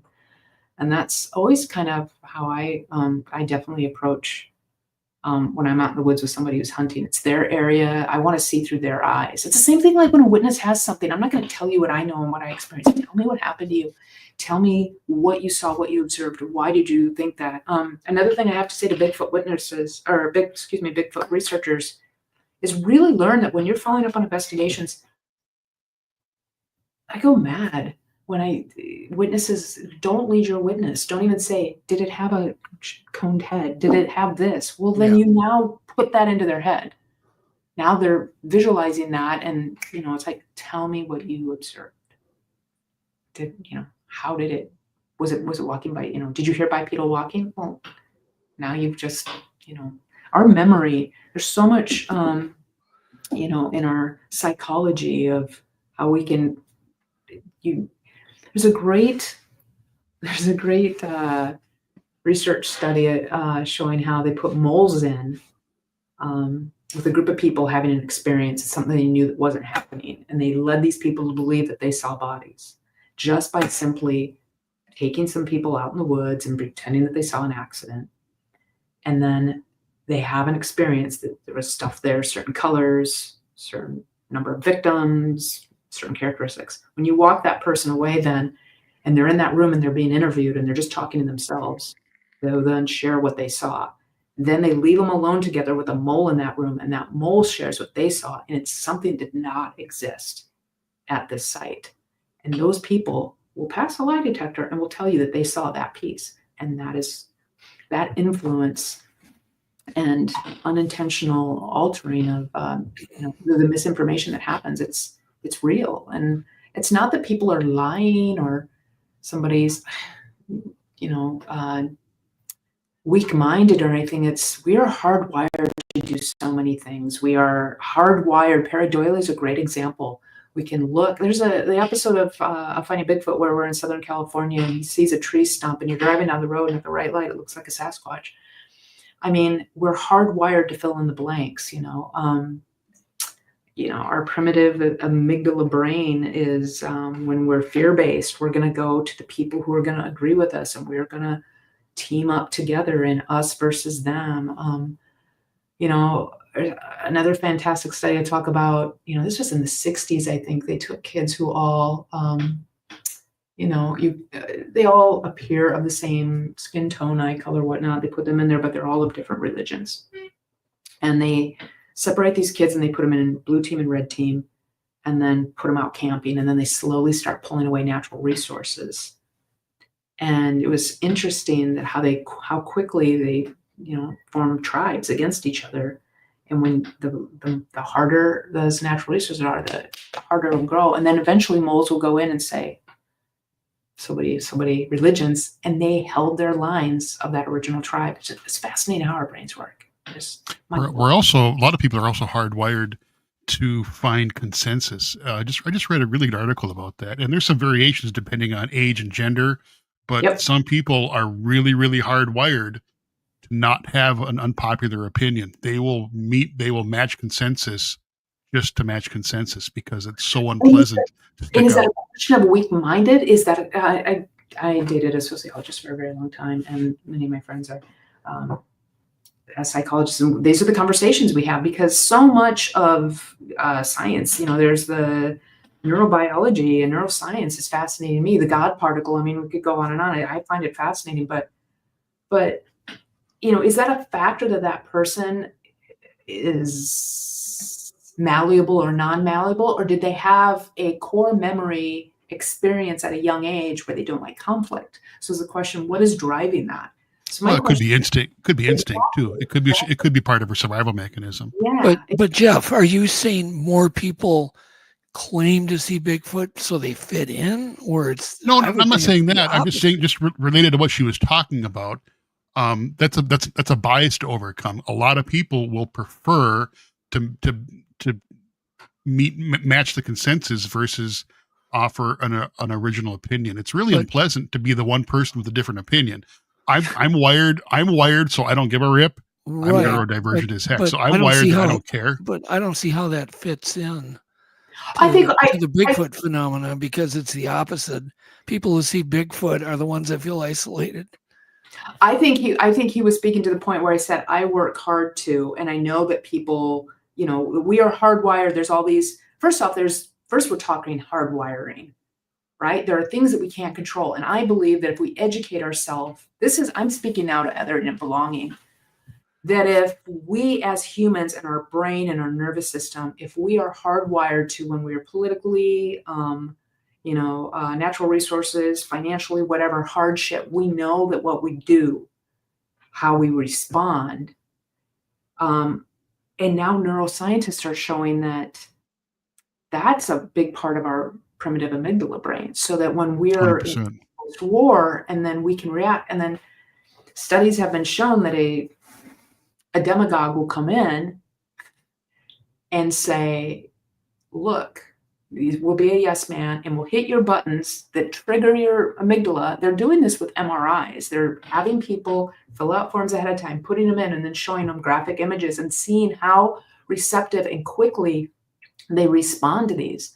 And there's a bell-shaped curve of below, average, above, with outliers, of course, where they're responding, how quickly their amygdala responds. Then the question, and social scientists are asking, well, where are these people falling? How do these people react? And it's interesting, especially when we have people now coming in who are triggering your amygdala, trying to get a response, telling you they're going to give you something, but are bait and switching you and doing something else. Right. But then those people are responding to it and following them, and that's how demagogues, and I don't want to, misconstrue and get people feeling like I'm talking politics, but there's definitely something to that. And the whole point I mention this is the more that you understand how that happens, the more you understand you need to think for yourself critically and independently. With that being said, we need access to education and unbiased. It's so hard. This misinformation, disinformation, malinformation. We need now vet your sources, transparency. Who's telling you, and what are they getting out of it? And that's what I try to go to conferences and say. To the kids one thing, but to the adults, think for yourselves. Think for yourselves. Absolutely. Yeah, I'm still not understanding how that applies to the Bigfoot. It kind of doesn't. I went off on a tangent a little bit. It just doesn't, because it's the opposite. Well, I think what I'm saying is to be a critical, independent thinker. So if somebody is in the community, somebody's newer to the community. But let me interrupt. Yeah. It's because of that independent thinking that only about 1% of people report their sighting, because they want to fit in. They don't want the whole town to be laughing at them. So they hold back the info. Okay, I'm totally with you. Let's look at it this way, though. There are people who have had a genuine encounter. Now let's say that just hold on. Yeah. But put them at a Bigfoot conference. Maybe then, if they're surrounded by hundreds and hundreds of people that are reporting sightings, then maybe there could be some type of consensus.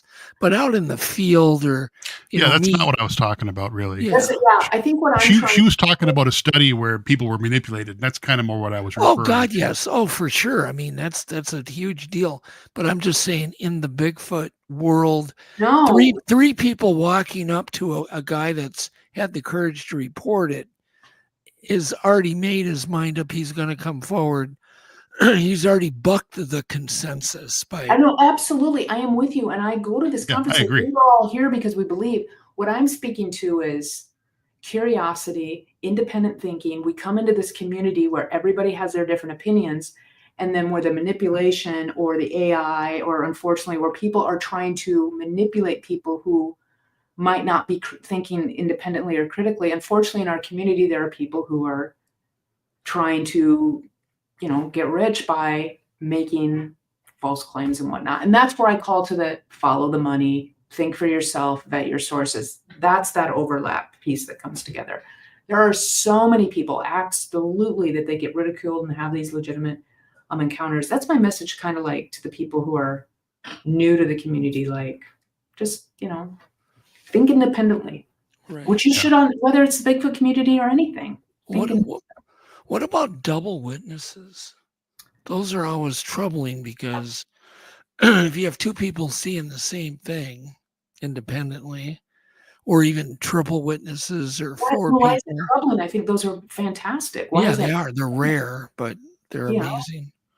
Or what is interesting on those were multi-witness encounters. And two types of multi-witness encounters. One where a profound event happens, and then they're all like, well, I looked up a moment later and I saw this part of it, or I looked up and I saw this, or what they interpreted as, no, it was black, no, it was brown, or it was this tall, it was that tall, which is so interesting to social scientists, or to data collectors, how but the other type of multi-witness encounters where it's kind of ongoing and they're having different experiences on a property. One isn't seeing anything, or one's getting a glimpse where another one is getting it staring at them, or whatever. I think that is so interesting to me. Fascinating. Well, there's certainly, I'm sure you've spent a lot of time thinking about, psychological aspects of this whole mystery, because it's, when you see one, first off, you can't believe your own eyes. When I had my sighting with Yvette, we sat there and thought we had a moose out in front of us, and we thought it was, it was moving its head, and we thought its antlers were its arms, which turned out to be arms. And that's what our brain said. So we're trying to debunk it. Oh, that's a moose. And we got up close. It shines in the headlights, and it was like moving its arms, kind of like drying off, back and forth. The wind was blowing on its hair, but we could see the fingers. Yeah. And, we could see the fingernails on this thing, and this, these very high powered headlights on my Corvette. And it was, shocking. We just drove right by it like idiots. We just drove right on by. What was the closest, as you're approaching it and you're reconciling, you're rationalizing, is it this, is it that? Because you're using your frame of reference, your history of like, what am I seeing that moment? And then you're having the realization. What was the closest as you drove past it? 4 to 6 feet. Yeah, really close. I mean, there was hardly any shoulder on the road, and it was standing with like maybe 1 foot on the tar. Yeah. And there was a stream that ran out into Mille Lacs Lake. It was up Mille Lacs Lake. I think we talked about that. You guys were up there. Mm-hmm. And it was in an area that was connected to a state park. It was a hot night. It looked like it was drying off by its motions of its arms. It was doing this kind of hula, motion. It was weird, but we didn't get to see the face. Before the dance, but it was literally, was it? Yeah, just like that. Yeah, back and forth. Back and forth, its body was moving, and just, it was weird, almost like stimming. And the hair on the arms were the longest. I mean, quite long. That hung down from the biceps, and it just couldn't have been anything else. It was so it was the biggest animal I've ever seen, bigger than a polar bear. And I've seen polar bears stand up, and they're massive. Quite large. They're massive. Well, they're over 30. I mean, Yvette compared it to an elephant. Seeing an elephant. What year was this again? Oh, that would have been in 2011, probably. Yeah, and we went to Minnesota like 12, I think. Yeah, it was up. It was on 169 in Mille Lacs Lake, right in there. In fact, I was looking at Google Maps the other day trying to find the spot, and I think I found the exact spot. It's right where a stream goes under the road and then into the lake.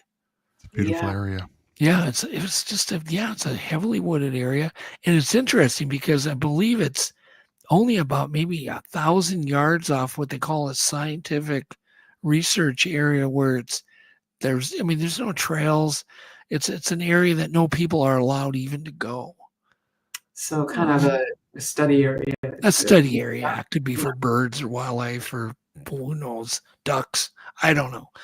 Wow. But when you both see something like that, it's just as unsettling, probably. But the only thing that's that gives you a little bit of solace is the fact, you're not crazy, because she saw the same thing we described. You know what I mean? No. It helps you, because I wouldn't have said a word if I would have been alone. I wouldn't have said anything. I don't know. I can assume. I mean, you have to understand, I've never seen a daylight Class A encounter. Yeah. I've seen, balls of light. But I've had like the shoving through the tent and that, but also that eye glow that I saw and that to me was like, I know what you mean. I'm like, am I seeing this? What am I experiencing? And, but I would be doing the same thing, Doug. I would be like, yeah, but I question my perception for sure. It's just we don't know what to do with it. Walk towards it. I did it then. That's the thing that somebody asked me. I was terrified you were in that tent, and then all those years later, when you were standing there and you saw that wrench, they go, "I can't believe you didn't run away." And I was like, "Yeah, I want to see what it is. I want to know. Yeah. I don't want to believe because something's happening. I want to know what is going on. Yeah. Well, I want to know what they are. I mean, it would be so cool just to know what they are. It's if they're metaphysical or if they're whatever, spiritual. Who knows? I have no clue. All I know is they're real.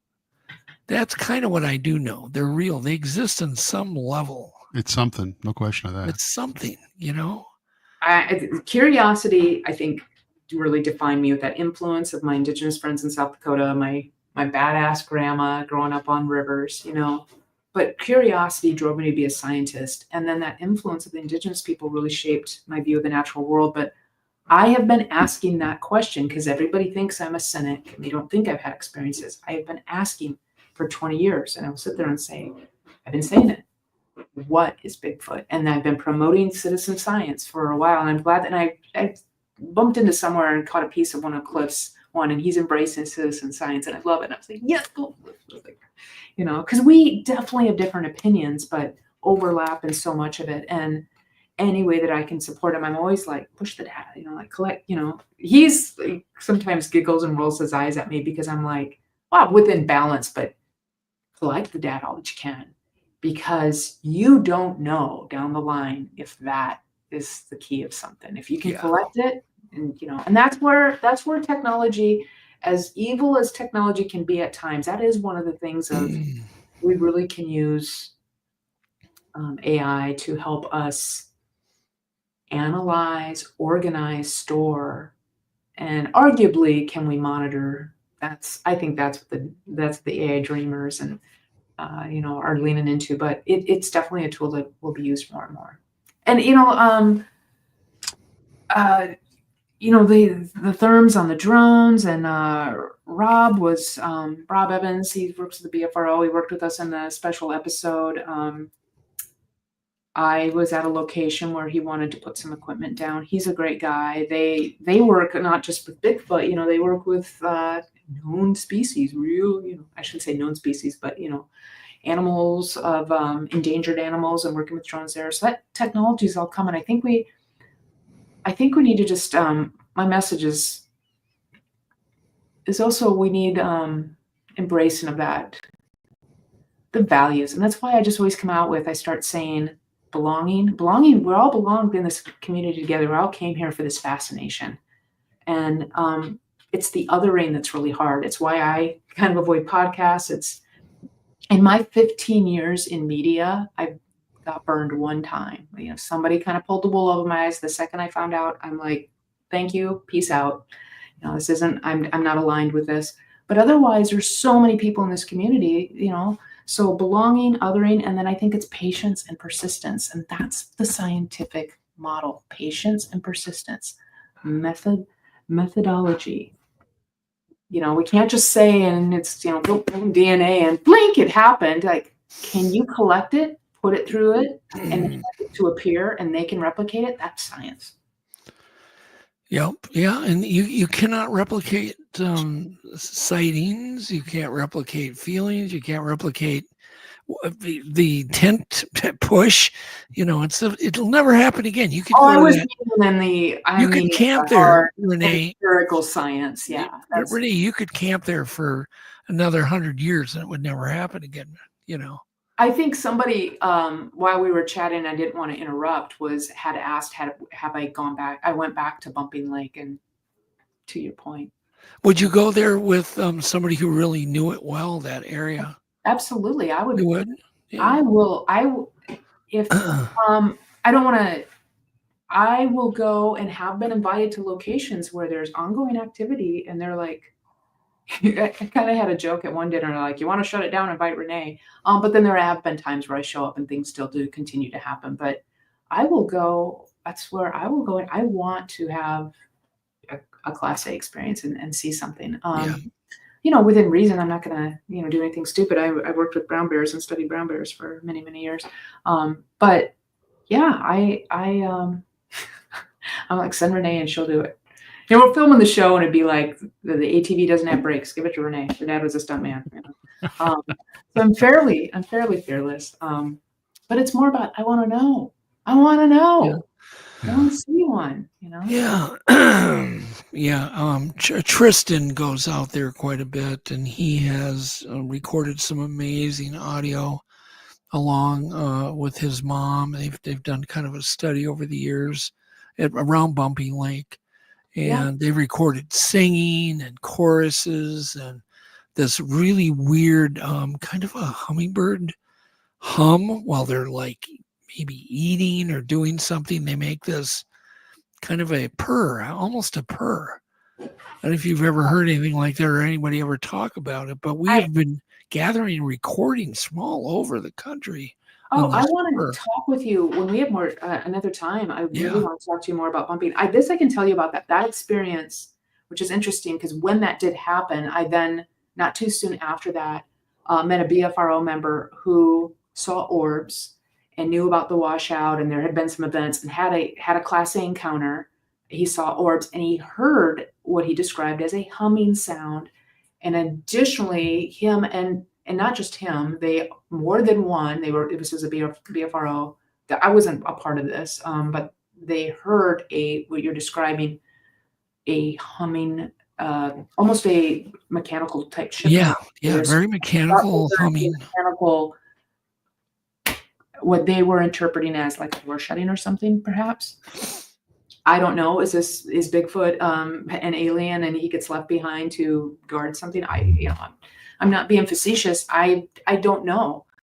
But interestingly enough, was it a year ago or Pruitt and I were hanging out at a bar, and Bumping Lake conversation came up, and Pruitt's like, "Oh wait, hold on," and he sent me the video of that washout because I was explaining to somebody this. Now he had a video, when I went, it was August, so you could navigate it. And that was how the guys that gave us the ride back there, I'm sure very illegally, felled some old wood and had a winch on the front and they put logs in and drove and winched themselves over the logs. You wouldn't be able to cross that except for the dead of summer when it was low enough with the vehicle. Otherwise you can't, which makes it all the more, if you were to think about this as a wildlife biologist, it's like ideal habitat because it's become more difficult to get to. And then obviously an animal that wants to remain undetected or more solitary, it's going to thrive. So, but I've been back a couple times very briefly, and nothing has happened. And it's such a beautiful part of the country. Anybody? Yeah, I'm all about going to where there's something that's going on. Well, if you'd like to, I'll arrange a call with somebody that does a lot of research there. It's Tristan. He's in the chat.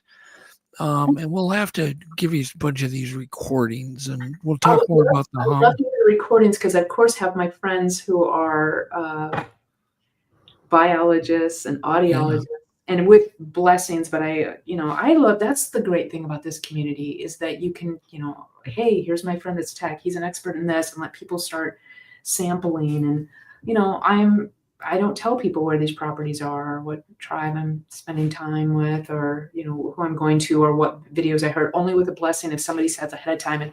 And we do have a common friend, somebody who I've met recently, Scott Tompkins. I think the world of that guy. He's so open. Scott's amazing. Yep. The great plot in the GIS. I want to support him. I've been stupid crazy the last 4 months. My birthday's in mid-March. I haven't even celebrated my birthday yet. And yesterday was my first free day. And, I haven't even had a chance to read his book yet. Well, happy birthday to Bobo, and happy birthday. Oh, yes. Bob's his birthday too. Yeah. He just had his birthday in May. So it's just been, I'm looking forward to, I've kind of had this big push of travel and commitments. And that's why I think when you and I were trying to schedule this, I'm like, I can't even until. So I am looking forward to actually getting out and reconnecting, reading some, a deep reread of Pruitt's book that he gave me last. Oh, that's such a good book. Well, take a look at the screen. Somebody in the audience, Carl Supp, who I know he's a very, very astute researcher. Yep. He said that he has also heard that humming. I have not, off the top of my head, have not heard the humming, but I do remember vividly being at the Payson Town Hall. The Mogollon Rim is stunning habitat. That would be a spot I would gladly go back to. That is epic and beautiful up there. Oh, hi, Carl. That was a fun one. Yeah, no, we're going to have to talk more. Okay, it's gotten late. Yeah. We're probably all dead. Our butts are sore. Yeah. Thank you, guys. World's longest podcast. Thank you so much, Ranae. Thank you. Yeah, thank you so much. So generous with your time. We do appreciate it. And no, Renee's not getting paid to do this. Oh my God. This is just, well, out of what, the $12 that we might make in about 2 years off this episode. Yeah. More than anything, I know that we've been in the realm and we've been trying to get, and you're like, let's just stop talking and let's do this live. So it's, as always, so fun. Yeah. And you are such, I love your brain, Doug. And Jeff, I got to visit with you very briefly, and a couple of Odas. We've got 3 Odas here, so yes. I just hope that the next time we get to cross paths and hang out, nerd out, that it's in person. So, but well, come to Minnesota. I've got access to a cabin up north. We'll get you out in the woods. Got my cousin's place up north too. I know. My schedule. I really want to get back to Reamer. They want to have me back, and I would love to do their. That's a fun do their little Bigfoot that they have there. But I need to hang out with you guys. We would have so much fun. Love to. All right. Take care, gentlemen. Thank you so much. Thanks again. We will see you later, Jeff and Ranae. Thank you. And in food for thought, remember, being called crazy is often just being right too early. Just a little too early. So good night, everybody. We love y'all. We'll see y'all here next week, same time, same channel. Good night, everyone. Good night. Good night. I call you up in the middle of the night. Been bothered by dreams, ain't feeling alright. You give me comfort, say just give it some time. By the end of our talk, I'm feeling just fine. You and I will always know where we belong. This ain't no ordinary love we got going on. I'll pick you up in my 59 Ford. We head on down the road until we get bored. Just you and me and the sun and the wind. If the rain should start falling, we'll head on home again. Everybody else can see where we belong. Oh, ain't no ordinary love we got going on. At the end of the world, together forever is one, and I'll wait. If ever you should be in doubt, and I'll pray they never can pull us apart, and I'll wait for the time when we'll be together every day. But I know if ever we'll be led astray, that I'll find my way back home to you again.